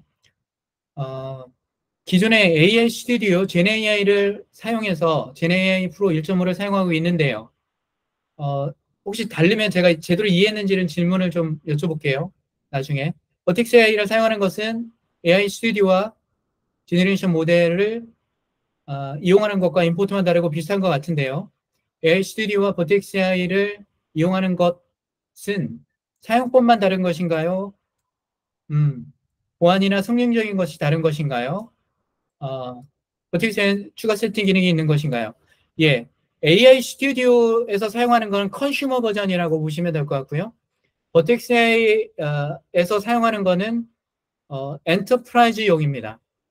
그래서 컨슈머용은 리전 리저널이라든가 이런 쪽에 어떤 스페시픽하게 커스터마이징 할 수 있는 부분은 상대적으로 엔터프라이즈 버전보다는 작고요.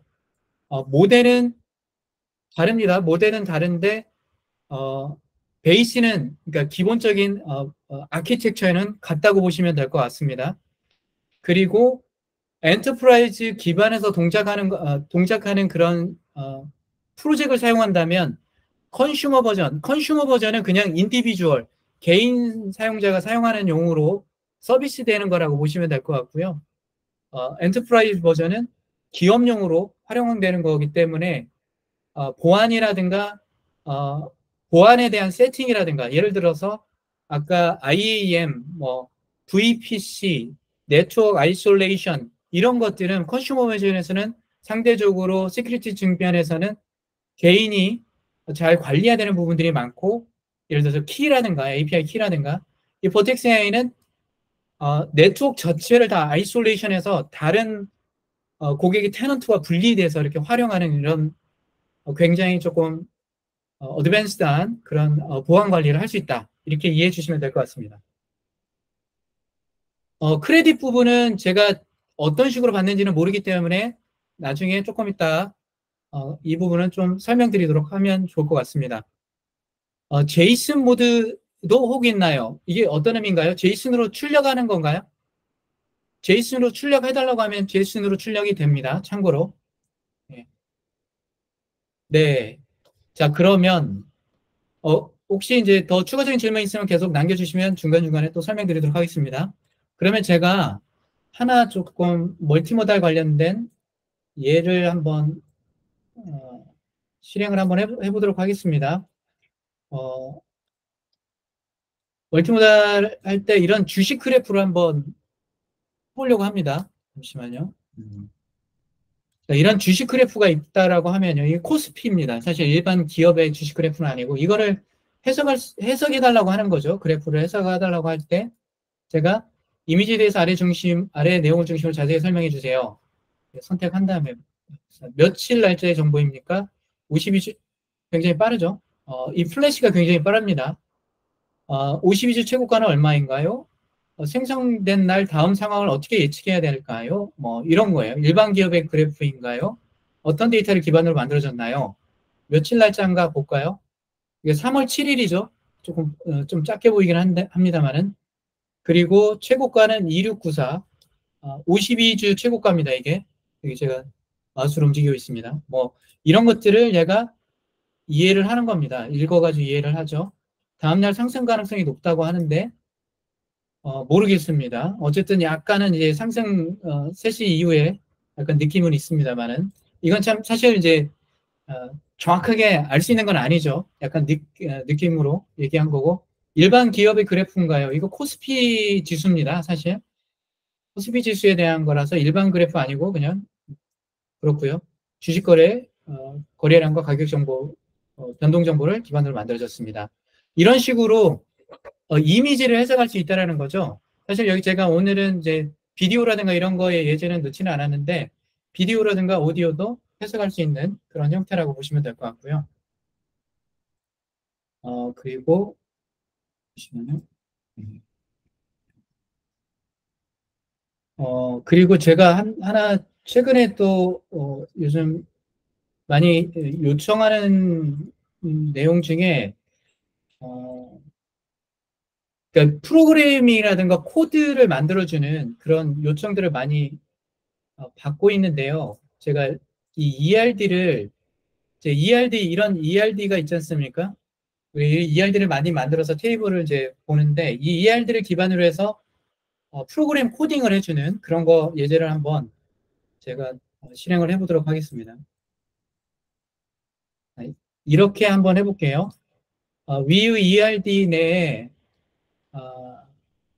테이블들 참조해서 커스텀 ID, 오더 ID, 디파처를 검색하는 SQL을 알려주고 해당 SQL 기반의 파이썬 프로그램을 만들어주세요 라고 했고요. 이거를 잠깐 보면 인원과 이 테이블, 이 테이블, 이 테이블 조인하라는 거거든요. SQL 만들어 달라는 게. 그래서 조인 쿼리가 만들어진 거고 그 조인 쿼리 기반의 그 파이썬 기반의 이 코드를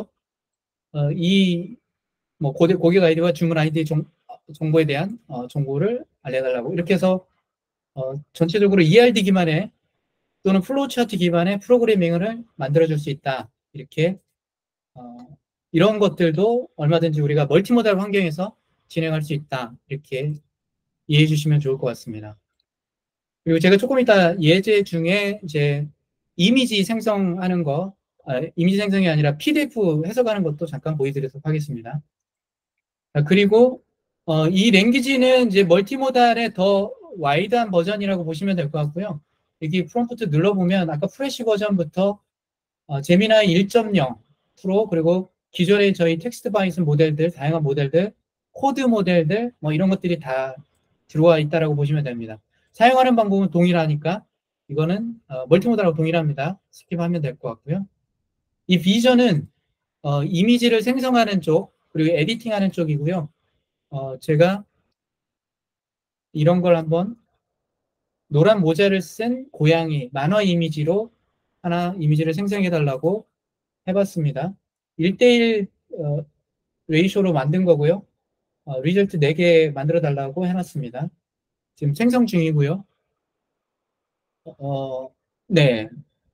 지금 보이시다시피 뭐 약간 노란 모자를 이쁘게 잘 쓴 고양이가 생성이 됐습니다. 이런 식으로 이제 이미지 생성하는 부분도 있고요. 이런 것들은 이제 뭐 디지털 마케팅에서 이미지를 자유자재로 만들 때 활용한다고 보시면 될 것 같고요. 에딧 이미지에서도 이미지 에디팅할 때 활용한다고 보시면 될 것 같습니다. 네, 그리고요. 이렇게 해서 이제 스피치 부분은 제가 오늘 이거는 그냥 단순하게 여기다 라이팅하고 제너레이션 하면 서브밋 하면 해당 파일이 스피치로 제너레이션 되기 때문에 그건 나중에 한번 각자 테스트 해보시면 좋을 것 같습니다. 자, 이렇게 해가지고 전반적으로 버텍스 AI 콘솔상에서 처리하는 방법에 대해서 설명을 드렸고요. 다음은 제가 GitHub에 오픈해 놓은 소스가 있습니다. 아마 나중에 실시에 구현할 때 몇 가지 좀 소스 코드 참고하시기 필요하실 것 같은데 여기 GitHub에 신스777 구글 제네AI 샘플 이거 퍼블릭하게 오픈해놨기 때문에 여기 가서 소스 코드를 좀 참조하셔도 될 것 같고요. 제가 이제 여기 설명드리고 싶은 거는 아까 그 콘솔상에 하던 것들을 다 코드로 만들 수가 있는 거죠. 그래서 예를 들어서 여기 지금 네이티브 베이식이라고 있는 코드를 잠깐 아이파이썬 코드입니다. 이걸 보면 여기에 기본 동작에 대한 부분에 대해서 이렇게 쭉 설명을 해놓으면서 이걸 실행할 수 있게 해놨어요. 그래서 이걸 기반으로 해서 해당 코드를 만들어 보시면 좋을 것 같다라고 생각이 되고요. 제가 그거를 실행을 하나 여기서 해보는 예제를 간단하게 설명드리도록 하겠습니다. 잠시만요. 이 구글 클라우드 GCP 콘솔 화면에는 제가 지금 이니셜라이즈 하긴 하는데 이런 에디터가 존재를 합니다. 이게 구글 클라우드 쉘이라는 게 있고요. 이 클라우드 쉘은 여기 이걸 눌렀을 때 이쪽 상단에 우측 상단에 이걸 눌렀을 때 이게 나오는 거고 여기에서 오픈 에디터를 누르면 이 VS 코드가 나옵니다. VS 코드 환경이 나오고요. VS 코드 환경처럼 사용하시면 됩니다. 제가 기존에 만들어놨던 아까 이거 클론해놨던 거를 잠깐 열어보도록 할게요. 제가 한번 그냥 API 레벨에서 실행하는 걸 잠깐 보여드리려고 제가 열어보고 있고요. 똑같습니다. VS 코드, 저는 이제 VS 코드로 쓴 내용이라고 보시면 될 것 같고요. 제가 실행을 쭉 해보겠습니다. 라이브러리 설치하는 부분이 있고요, 여기에. 그리고 제가 필요한 뭐 임포트를 해놨습니다. 그리고 뭐 모델 네임이라든가 프로젝트 아이디, 오스라이제이션을 필요에 따라 하시면 될 것 같고요. 그리고 버텍스AI 모델 생성에 대한 부분. 아까 이제 제가 잠깐 코드 보여드렸잖아요. 그거를 이제 조금 더 구체적으로 적어 놓은 거라고 보시면 됩니다. 그리고 뭔가 프롬프트 정보들을 넣어놨고요. 그리고 퀘스천은 IT에서 PM에 대해서 설명해 주세요. 라고 했을 때 지금 방금 실행한 게 PM은 프로젝트 매니저 약사로서 뭐 이런 역할을 하고 뭐 어쩌고 저쩌고 이렇게 한다라고 쓰여져 있습니다. 아마 이제 GitHub라든가 파이썬 환경에서의 이런 개발 환경을 좀 아시는 분이라면 아까 제가 말씀드렸던 여기로 가셔서 어차피 우리가 나중에 실질적으로 개발을 해야 되지 않습니까? 여기 눌러주셔서 이렇게 코드 부분에서 이걸 클론해서 활용하시면 될 것 같고요. 여기에서 예제 하나로 PDF 읽는 거를 하나 실행을 한번 해보도록 하겠습니다. 어떤 PDF를 읽을 거냐면 이건 저희 고객사 중에 하나인데 KB증권이 무신사라는 회사의 어떤 정보를 비상장 회사인데 이 회사의 그 재무 상황을 좀 분석해 놓은 부분이고요. 그냥 PDF 파일입니다. 복잡한 PDF 파일인데 그 PDF 파일에서 제가 읽고 싶은 거는 지배주주 수익률에 대해서 2019년도에서 2020년도에 어떻게 변화가 됐는지에 대한 부분을 알고 싶어서 검색을 해보는 겁니다. 이 PDF 파일을 주면서요. 그게 아까 그 예제입니다. 그 부분을 잠깐 PDF 파일 리딩이고요. 모델 정보를 넣어놨고 아까 그 get 코드 할 때 썼던 거 그대로 넣어놨습니다. 그리고 earning and invest ratio 그래프에서 지배주주 순위의 경우 19년, 20년 비교해서 설명해 주세요 라고 할 때 19년도에 지배순이익은 19.8인데 20년도에는 11.3으로 8.5%포인트 하락했습니다 라고 써있죠. 19.8에서 11.3으로 이게 정확하게 얘가 그 부분을 캐치해서 정보를 알려주는 거죠. 제가 이제 이 부분만 딱 캐치하는 거는 이 부분도 궁금할 수 있지만 이거와 이 지배주주 순이익률 정보를 바탕으로 해서 다른 정보와 링크를 해서 정보를 새로운 정보를 인사이트를 찾거나 이럴 때 이런 식의 레벨로 이렇게 굉장히 상세한 레벨까지도 PDF 데이터를 참조할 수 있다. 이렇게 이해해 주시면 좋을 것 같고요. 이게 다 멀티모달리티 환경에서 환경이 가능하니까 처리된다고 보시면 될 것 같고, 조금 더 복잡한 PDF로 이런 정보라든가 이런 그림이라든가 이런 그림도 다 해석이 된다라고 보시면 될 것 같습니다. 이거를 테스트하실 때는 아까 제가 이렇게 코드 기반에서 이 코드에서 한번 이 PDF 파일을 놓고 할 수도 있지만요. 아까 멀티모달에서 여기서 인서트 미디어 여기서 파일을 PDF 파일을 넣어서 단위 테스트 하셔도 상관은 없습니다. 네, 그래서 일단 이렇게 기본적으로 이런 식으로 처리되는 것도 이렇게 코드상으로 처리되는 것도 좀 보여드렸고요. 그 부분은 나중에 여기 이 GitHub을 통해서 그 소스 코드는 한번 확인해 보시면 될 것 같습니다. 네, 그리고 예, 지금까지 혹시 질문이 또 오늘 심의원님이 많은 질문을 하시는데요. 질문을 잠깐 또 답변을 드리면서 또 다른 분들 질문해 주시면 다른 분들한테 또 다른 팀분들한테 많은 도움이 되니까 많은 질문해 주세요. 예, 제이슨 모드도 있습니다. 네, 제미나의 경우 제이슨으로 출력을 요청할 때 하싱가 에러나게 많이 있었습니다. 네. 하싱을 보장하는 옵션인지 모르겠는데 글쎄요. 이게 언제 버전인지 모르겠지만 최신 버전의 1.5%로 저도 제이슨을 많이 쓰기는 합니다. 근데 언제적인지는 모르겠습니다만은 지금은 퀄리티가 굉장히 좋아졌을 거라고 생각이 됩니다. 이 제이슨 모드로 나오는 거의 의미는 혹시 다른 분들 참조하시라고 하는데 제이슨 모드로 잘 나와야만 다이렉트하게 그 정보의 결과가 다른 파이썬 코드에 바로 다이렉트하게 활용될 수 있는 그런 장점이 있기 때문에 이런 제이슨 모드로 출력되는 것도 굉장히 중요한 부분이라고 봅니다. 심우현님 혹시 나중에 기회가 된다면 구체적인 시나리오라든가 이런 것들이 같이 논의됐으면 좋겠습니다. 그리고 BSA님은 포럼 프로트를 입력할 때 왜 존댓말로 네, 특별한 제가 할 수 없습니다. 제가 하도 존댓말을 평상시에 많이 쓰다 보니까 존댓말을 쓰게 됐는데 그냥 단순하게 생각을 한다면 아마 이 코퍼스 트레이닝 데이터가 반말보다는 존댓말이 많지 않겠습니까?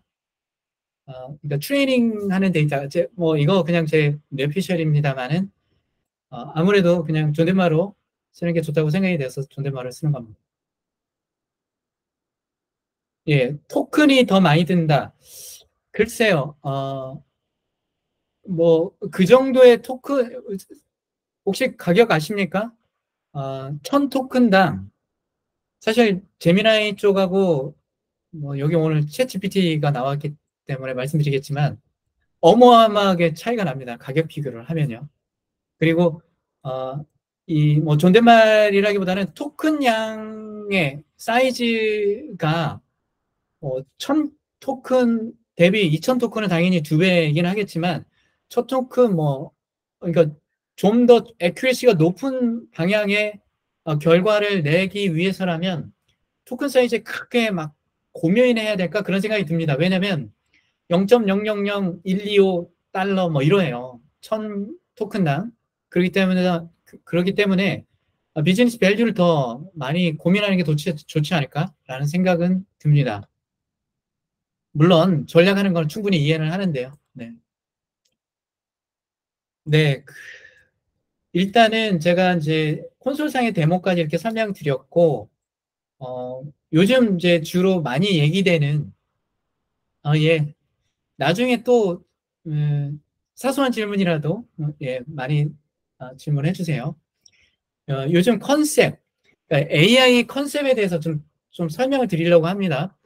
아까 이제 AGI라는 거를 제가 서두에 좀 말씀을 드렸는데 Artificial General Intelligence라고 해서 영화에서 봤던 그런 것들인데 구글의 방향성, AI의 방향성은 그런 AGI를 꿈꾸는 방향성으로 갑니다.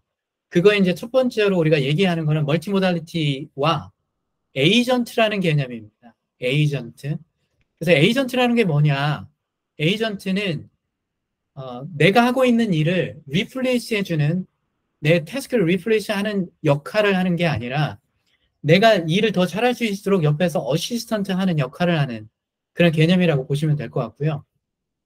만일에 기업에서 인플로이한테 그 에이전트를 붙여주면 그게 인플로이 에이전트가 되는 겁니다.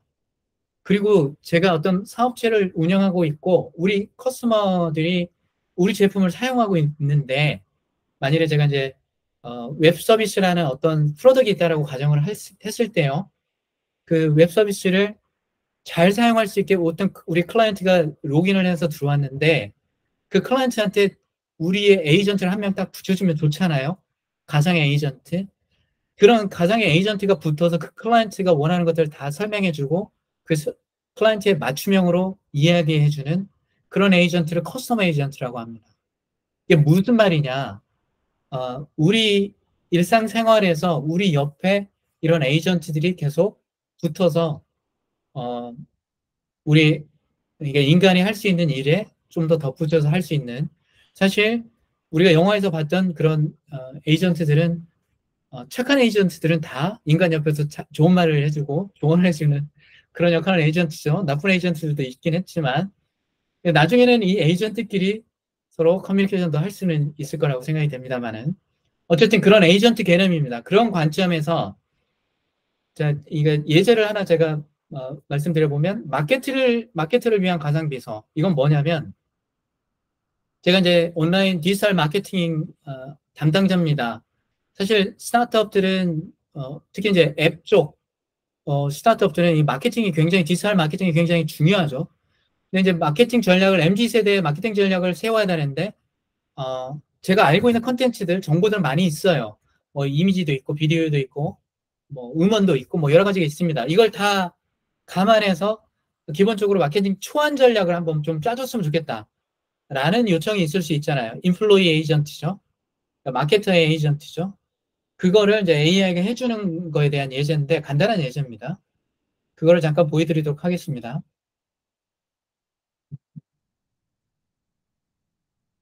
혹시 이 목소리가 들리시나요? 제가 실행을 해보겠습니다. 들리시죠?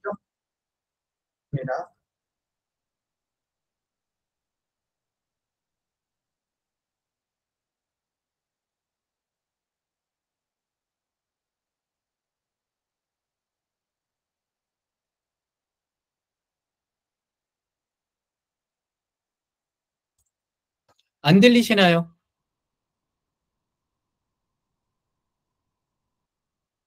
그러면 잠깐만 기다려주세요.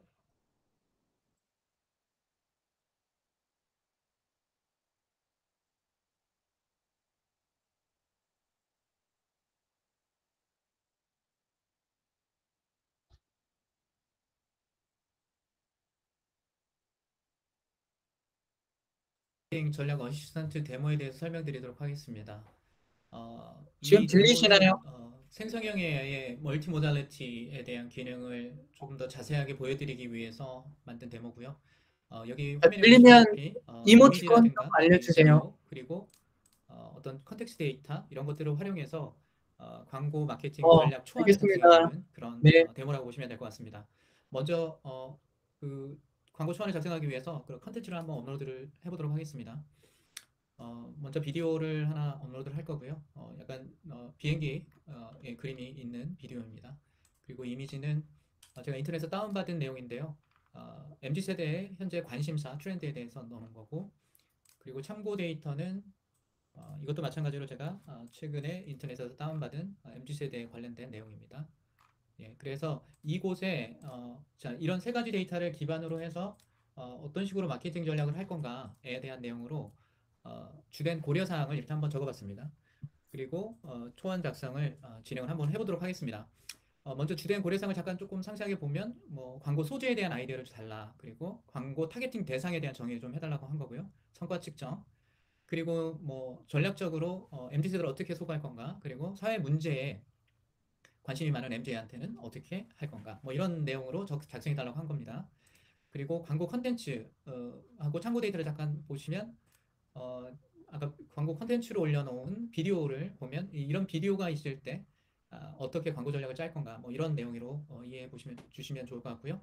아까 이미지 부분은 현재 MZ세대가 생각하는 그런 생각의 트렌드입니다. 뭐 첫 번째로 없어진 돈이라고 하는, 어떻게 보면 상대적인 박탈감, 빈곤감, 이런 것들에 대한 내용도 첫 번째로 있는 게 조금 인상 깊습니다.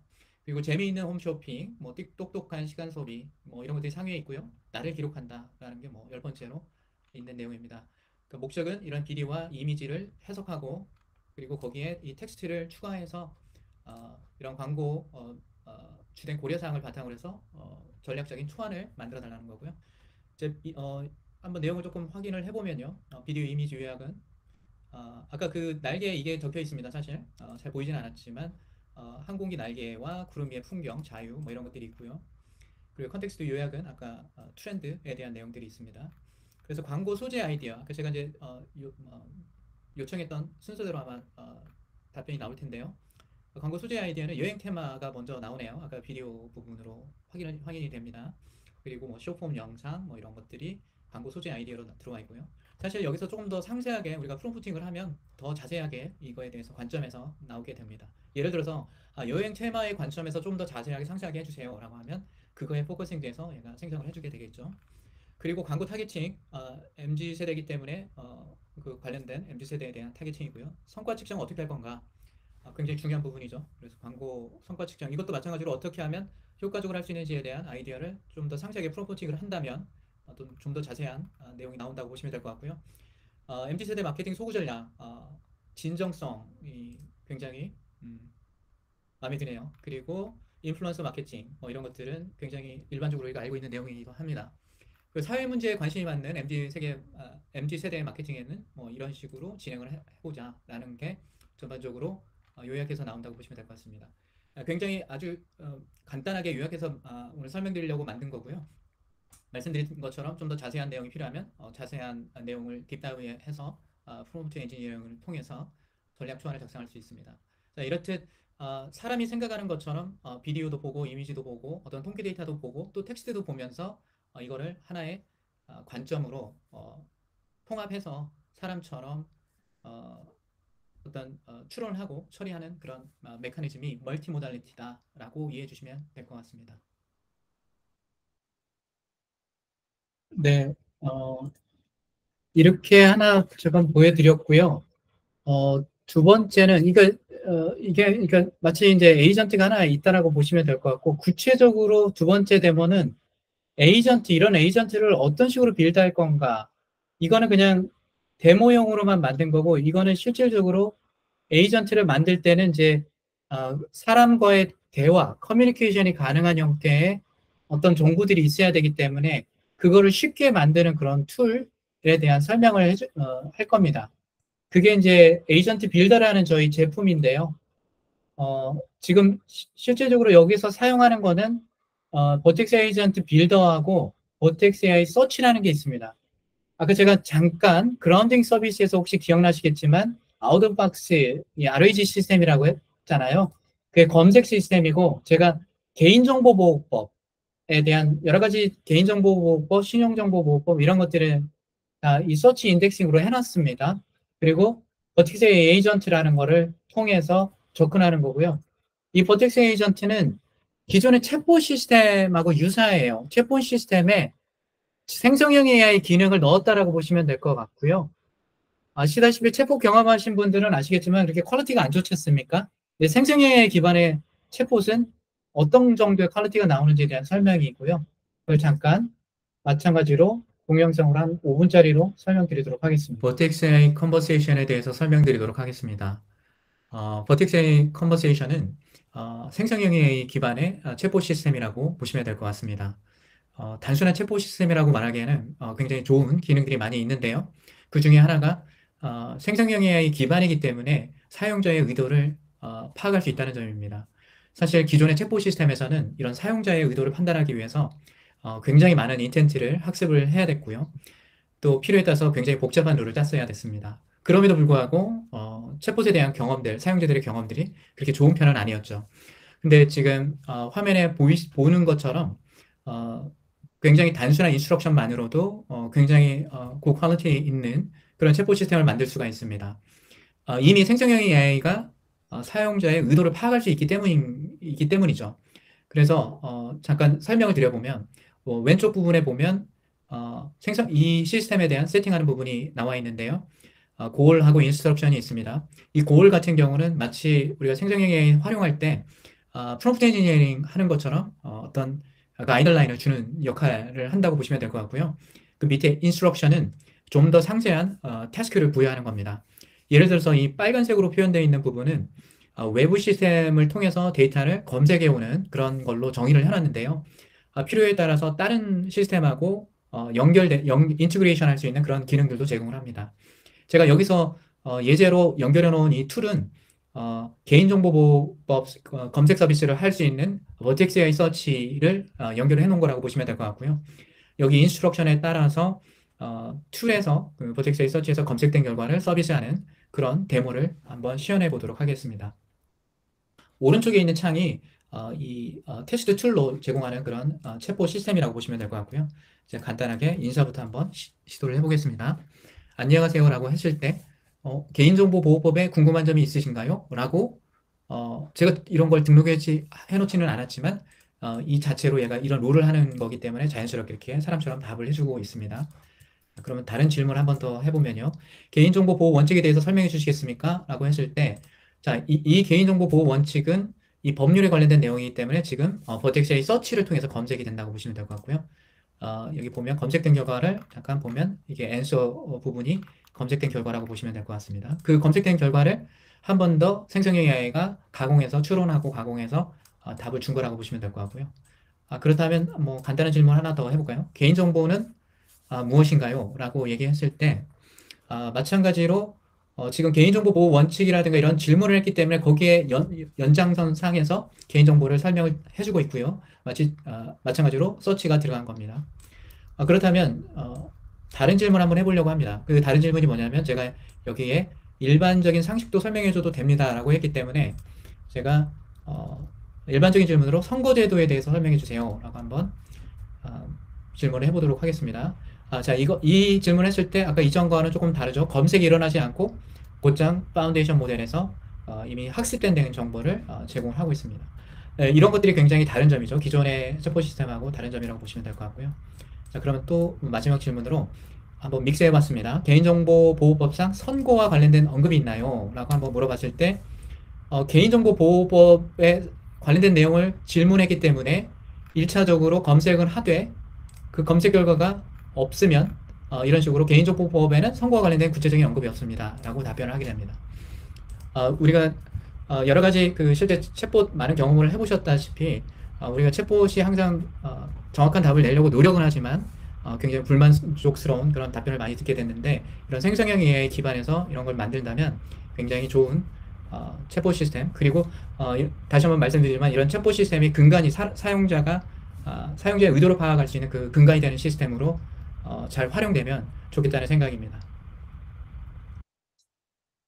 네, 이게 이제 대표적으로 이제 챗봇 시스템이 바뀌어가는 그런 형태라고 보시면 될 것 같고, 제가 팩추얼리티 부분을 조금 설명드리려고 하는데, 아까 여러 번 말씀드렸지만, 파운데이션 모델로는 충분하지가 않습니다. 파운데이션 모델에 있는 팩트를 그대로 사용하기에는 기업에서는 리스크가 있다. 왜냐하면 기업의 데이터는 없기 때문에 그렇습니다. 그래서 그 주식 검색 시스템을 한 그 예제를 하나 보여드릴 텐데 이게 이제 자산운용센터 파이낸셜 쪽의 자산운용센터에서 요구되는 내용들입니다.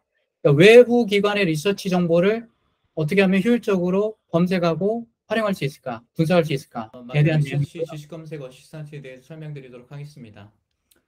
이 데모의 목적은 일반적으로 금융사에서 많이 참고해야 되는 마켓 시장조사 관련된 자료라든가 여러 가지 금융 관련된 리포트 이런 것들을 좀 효과적으로 검색도 하고 지식도 좀 찾을 수 있는 그런 데모라고 보시면 될 것 같고요. 여러 가지 트랜슬레이션 기능을 써서 한글뿐만 아니라 한국어뿐만 아니라 영문이라든가 기타 다른 언어들도 효율적으로 처리할 수 있는 것을 만들 수가 있습니다. 먼저 전체적인 내용을 설명드려 보면 먼저 파일을 PDF 파일이든 파일을 업로드를 해놓으면 해당 내용에 대해서 전체 문서 요약이라든가 전체 문서 번역이 이루어지게 되고요. 그리고 그런 과정이 지나가면 우리가 그 문서에 대고 이런 대화형으로 질문을 하거나 처리할 수가 있습니다. 이거를 차근차근 좀 설명드리도록 하겠습니다. 먼저 파일을 하나, 제가 리포트 파일을 하나 업로드를 해놓도록 하겠습니다. 참고로 이 리포트는 대체 투자, JP모건에서 2024년도 예측한 대체 투자에 관련된 리포트고요. 아마 한 10페이지에서 한 20페이지 정도 되는 걸로 알고 있습니다. 그 해당 정보에 대해서 쭉 리딩하고 확인을 하고요. 그거에 대해서 전체적으로 대체 투자 전망으로 해서 요약이 이루어진 것을 볼 수가 있습니다. 여기서 제가 지금 굉장히 간단하게 요약을 해놨기 때문에 이렇게 한 3가지 챕터로 요약만 되어 있는데 좀 더 추가적으로 필요하면 추가적으로 프롬프팅을 통해서 더 상세한 요약을 할 수가 있다고 보시면 될 것 같고요. 그리고 문서도 전체적인 문서를 다 번역을 할 수가 있습니다. 참고로 트랜슬레이션 기능에서는 이런 문서 형태대로 그대로 포맷을 맞춰서 트랜슬레이션 해주는 기능도 있다라고 보시면 될 것 같고요. 먼저 요약 부분을 잠깐 보시면 리포트 전체에 대한 요약을 쭉 해줬고요. 그리고 챕터별 요약이 있습니다. 챕터별로 나눠져 있어서요. 그래서 예를 들어 사모펀드 같은 경우는 상반기까지 혼재된 전망이라고 보여진다 이렇게 예측을 했는데 이 사모펀드를 한번 챗을 통해서 한번 질문을 해보도록 하겠습니다. 사모펀드의 시장 전망이 어떤가요? 어떻게 될까요? 이렇게 한번 물어보도록 하겠습니다. 물론 이제 우리가 요약된 걸로 보면 혼재된 향상이라고 답변이 나올 걸 기대를 하긴 하는데요. 어쨌든 이런 식으로 아까 그 문서에 대해서 지금 이미 이제 다 지식을 갖고 있기 때문에 이 시스템이 그 내용을 그대로 내용을 좀 상세하게 설명해주는 그러니까 이 안에 있는 문서의 내용을 설명해주는 그런 대화형으로 챗봇이 가능하다라고 보시면 될 것 같습니다. 이렇듯 사실 지금은 문서 하나만 가지고 지금 이런 질문 처리를 해봤는데 다양한 문서들이 있다면 그 문서 내에서 문서의 내용들을 병합해서 지식을 검색하고 처리하고 추론할 수 있는 그런 시스템을 구성을 할 수 있다라고 보시면 될 것 같습니다. 이거는 사실 인플로이 에이전트, 아까 말씀드렸던 이제 펀드 매니저들한테 이런 에이전트들이 하나씩 심어져서 생산성이나 효율성을 향상하는 대로 쓰여졌다라고 보시면 될 것 같고요. 마지막은 트랜슬레이션 기능입니다. 이건 조금 컴포짓한 기능인데 그러니까 어떤 언어로 한국어로만 예를 들어 베트남어로 얘기를 하면 그게 STT라고 합니다. 스피치 투 텍스트로 변환이 되고 그 베트남어가 한국어로 변환이 된 다음에 한국어의 지식을 검색을 하고 그 한국어로 만들어진 지식 검색 후에 한국어로 답변이 나오면 이게 이제 여기에 제미나이라든가 LLM이 같이 연결이 되어 있는 거죠. 그 한국어 답변이 나오면 그게 다시 베트남어로 나가는 이런 게 많이 요구되고 있습니다. 우리나라의 외국인 인구들도 늘어나고요. 국내 기업이 글로벌라이제이션으로 해외 진출할 때 이런 다양한 언어 처리가 필요하고 있습니다. 그래서 지금 여기 STT 같은 경우는 120개 언어, 그리고 번역은 135개 언어. 사실 구글이 트랜슬레이션은 굉장히 진심이지 않습니까? 그래서 그런 언어들을 다양하게 지원하고 여기에 STT 트랜슬레이션 TTS뿐만 아니라 여기에 GenAI 기반의 RAG 시스템을 병합해서 우리가 만일에 공항에서 외국인이 뭔가를 물어봤을 때 자동화된 에이전트가 대응을 해주는 그런 시스템을 목표로 하는 겁니다. 그래서 지금 실제 처리 플로우는 굉장히 복잡하긴 합니다. 그래서 제가 여기서 예제를 제 노트북에서 만들어진 예제를 보여드릴 텐데 실시간으로 제가 이제 한국어로만 얘기합니다만 실시간으로 말하면 그게 텍스트로 변환하고 트랜슬레이션 돼서 검색이 일어나고 검색된 결과를 바탕으로 해서 답변을 만들어서 한국어로 리턴하면 그게 다른 언어로 만들어지는 형태의 마치 인터프리터 역할을 하는 실시간 리얼타임 음성 통역이라고 보시면 될 것 같습니다.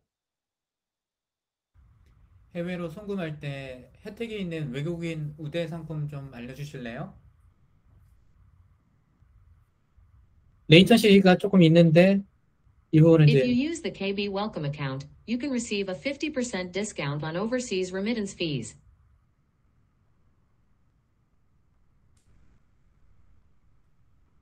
대형마트 할인이 되는 국민은행 상품이 무엇이고 몇 퍼센트 할인됩니까? Kartu cek kebon kook min WELCOME plus 5%.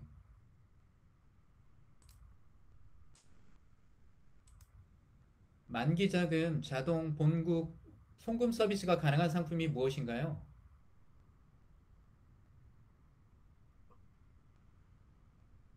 Sản phẩm nêu rõ rằng dịch vụ hồi hương tự động đối với tiền đáo hạn được cung cấp trong dấu bé context số lớn là sao sao KB Welcome Plus Saving sao sao.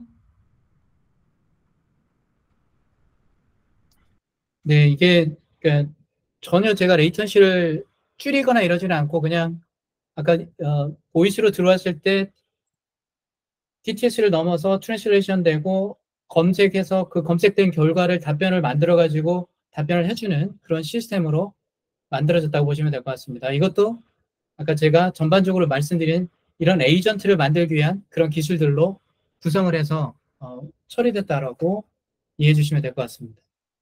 네, 굉장히 빨리 쭉 진행을 했는데요. 혹시 질문 있으실까요? 아마 지금 질문까지 다 포함된 시간으로 보여지는데 진호님 언제까지 질문을 받아야 될까요? 예, 맞습니다. 예, 지금부터 질문해 주시면 될 것 같습니다. 황신님 정말 어디 아마 예, 황신님께서 지금까지 설명해 주신 내용이 아마 여러분들께서 지원한 주제들과 거의 일맥상통하지 않나 싶어요. 아마 오늘 교육만 잘 받으셨어도 아마 여러분들이 만들고자 하는 대부분의 서비스를 만들 수 있지 않을까 싶습니다. 지금부터 질문 있으시면 질문 질문 있으신 분 손 들고 질문해 주세요. 아니면 챗에 남겨주셔도 되고요. 아니면 보이스 되어 있는 부분 이네이블 하셔가지고 직접 질문하셔도 됩니다. 네. 예, 뮤트했어요.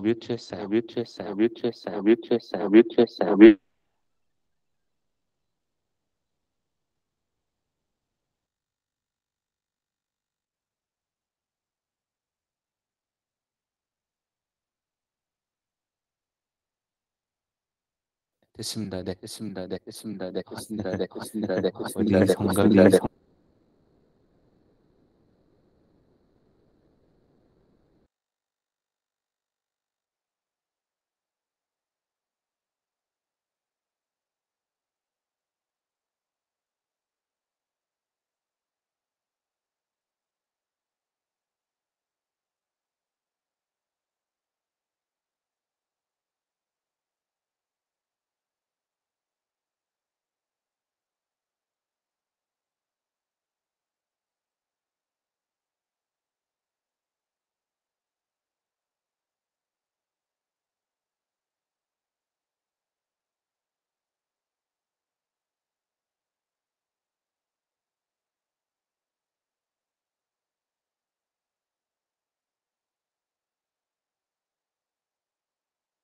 경우도 그렇고 저희 중앙국토가 경우에도 그렇고 저희가 이제 공개 가능한 데이터를 한 곳에 모아놨어요. 그래서 서울시 같은 경우에는 서울 열린 데이터 광장이라는 곳에서 공개 가능한 대부분의 데이터들이 지금 올라와 있고요. 네, 또 뵙겠습니다. 네. 그리고 이제 중앙국토 같은 경우에는 공공 데이터 포털이라는 곳에서 지금 공개 가능한 데이터들이 대부분 다 되어 있기 때문에 해당 자료들을 활용해 주시면 될 것 같습니다. 네, 근데 대부분의 그 자료들은 그 통계 관련된 경향지표들 중심으로 데이터들이 구성되어 있고요.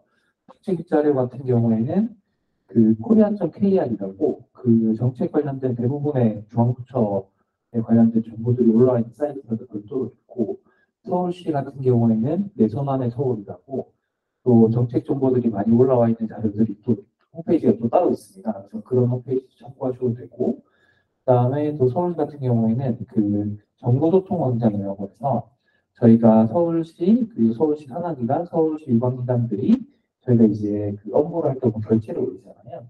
그 결제에 대한 정보들이 또 정보소통원장에 모두 올라와 있습니다. 그래서 그런 정보들을 활용해 주시면 되는데 요거를 조금 더 확대해서 활용하시려면 서울시 홈페이지 들어가시면 그 밑에 유관 홈페이지들이 쫙 리스트업돼 있거든요.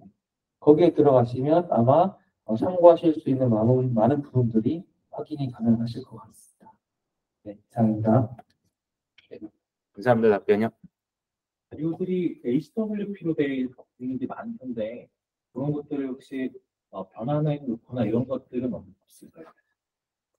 네, 지금 그 변환을 저희가 이제 그 최근에 그 챗GPT 등장하면서 이제 학습시키려면 그런 것들이 필요하다라는 얘기들이 많아서 지금 제가 알기로 중앙부처에서는 그런 관련된 사업을 진행을 하고 있는데 그게 뭐 지금 전체다가 이제 변환이 된 상태는 아니기 때문에 필요하신 경우에는 이제 PDF로 변환하는 그런 것들이 좀 필요할 것 같고 또 최근에 보니까 또 PDF를 변환해주는 기술들이 또 많이 또 예, 상용화된 것들이나 이런 것들이 좀 있는 것 같더라고요. 그래서 자체적으로 또 짜서 사용하시는 분들도 계셔서 그런 부분들 참고하시면 될 것 같습니다. 네, 감사합니다. 네. 네, 마이크. 저희 지금 주제가 2개인 걸로 알고 있는데 저희 같은 경우는 주제 1번이라서 템플릿 제작이거든요. 근데 오늘 이제 좀 기술 스택 설명하시는 거 듣고 나서는 이게 프롬프트 템플릿을 제작하기 위해서 너무 좀 딥한 정보까지 들어가야 되는 게 아닌가 싶어서 혹시 이거를 다 저런 기술들을 사용을 해서 프롬프트 템플릿을 만들어야 되는 건지 그리고 또 이걸 구글 관련된 걸로만 써야 되는지 아니면 저런 챗GPT 같은 외부 도구도 써도 되는지 좀 궁금합니다. 예, 네, 일단 주제 1번 같은 경우에는 말씀하신 것처럼 저희가 프롬프트 템플릿을 만드는 것이기 때문에 사실 오늘 설명드린 많은 기술들을 많이 활용하실 필요는 사실 없고요. 왜냐하면 분야가 다르기 때문에 이제 그렇게 생각해 주시면 될 것 같고 구글 외에 다른 제품들 같은 경우에는 저희가 강제 사양은 아닙니다. 그러니까 무조건 이것만 써서 뭔가를 내야 된다는 건 아닌데 저희가 기본적으로 구글 크레딧을 제공을 하기 때문에 뭐 그런 쪽으로 사용하시게 되면 이제 비용 문제가 없다 보니까 저희가 지금 현재는 그렇게 안내해 드린다고 이해해 주시면 될 것 같습니다. 혹시 프롬프트 템플릿을 제작을 하면 이거는 뭐 시연이나 아니면 테스트나 평가는 그러면 어떤 식으로 진행이 됩니까? 그 프롬프트 예를 들어서 템플릿을 만들고 나면 거기에 저희가 필요한 뭐 예를 들어서 보고서를 작성하는 템플릿이라고 하게 되면 이제 시연 장소에서 예를 들어서 어떤 주제 보고서를 만들기 위해서 시연을 하실 거잖아요. 그런 것들이 화면에 문제없이 나오면 평가가 충분히 가능한 부분이라고. 그거는 구글 관련된 아니요. 템플릿은 아시겠지만 여기 패턴들이 들어가잖아요. 근데 이 패턴들이 저희가 내부적으로 테스트를 해보니까 이게 구글이든 챗GPT든 아니면 하이퍼플로우 같은 거의 비슷하게 작동을 하더라고요. 그래서 뭐 그게 구글에만 작동하는 패턴이 지금 있는지는 잘 모르겠어요. 근데 제가 알기로는 대부분 공용으로 패턴들이 들어가는 걸로 알고 있어서 네, 그렇습니다. 네.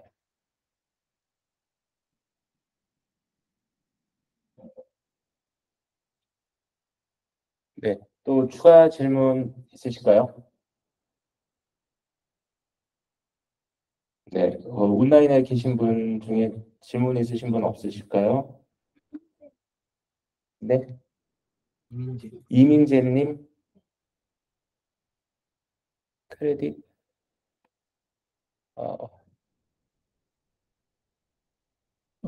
네.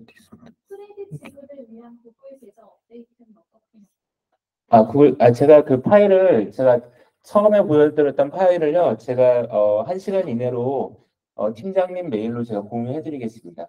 거기에 업데이트 해주시면 될 것 같습니다. 네, 또 추가 질문 있으실까요?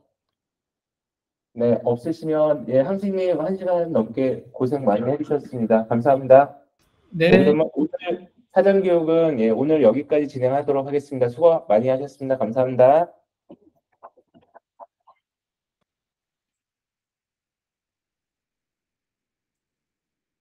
수고하셨습니다.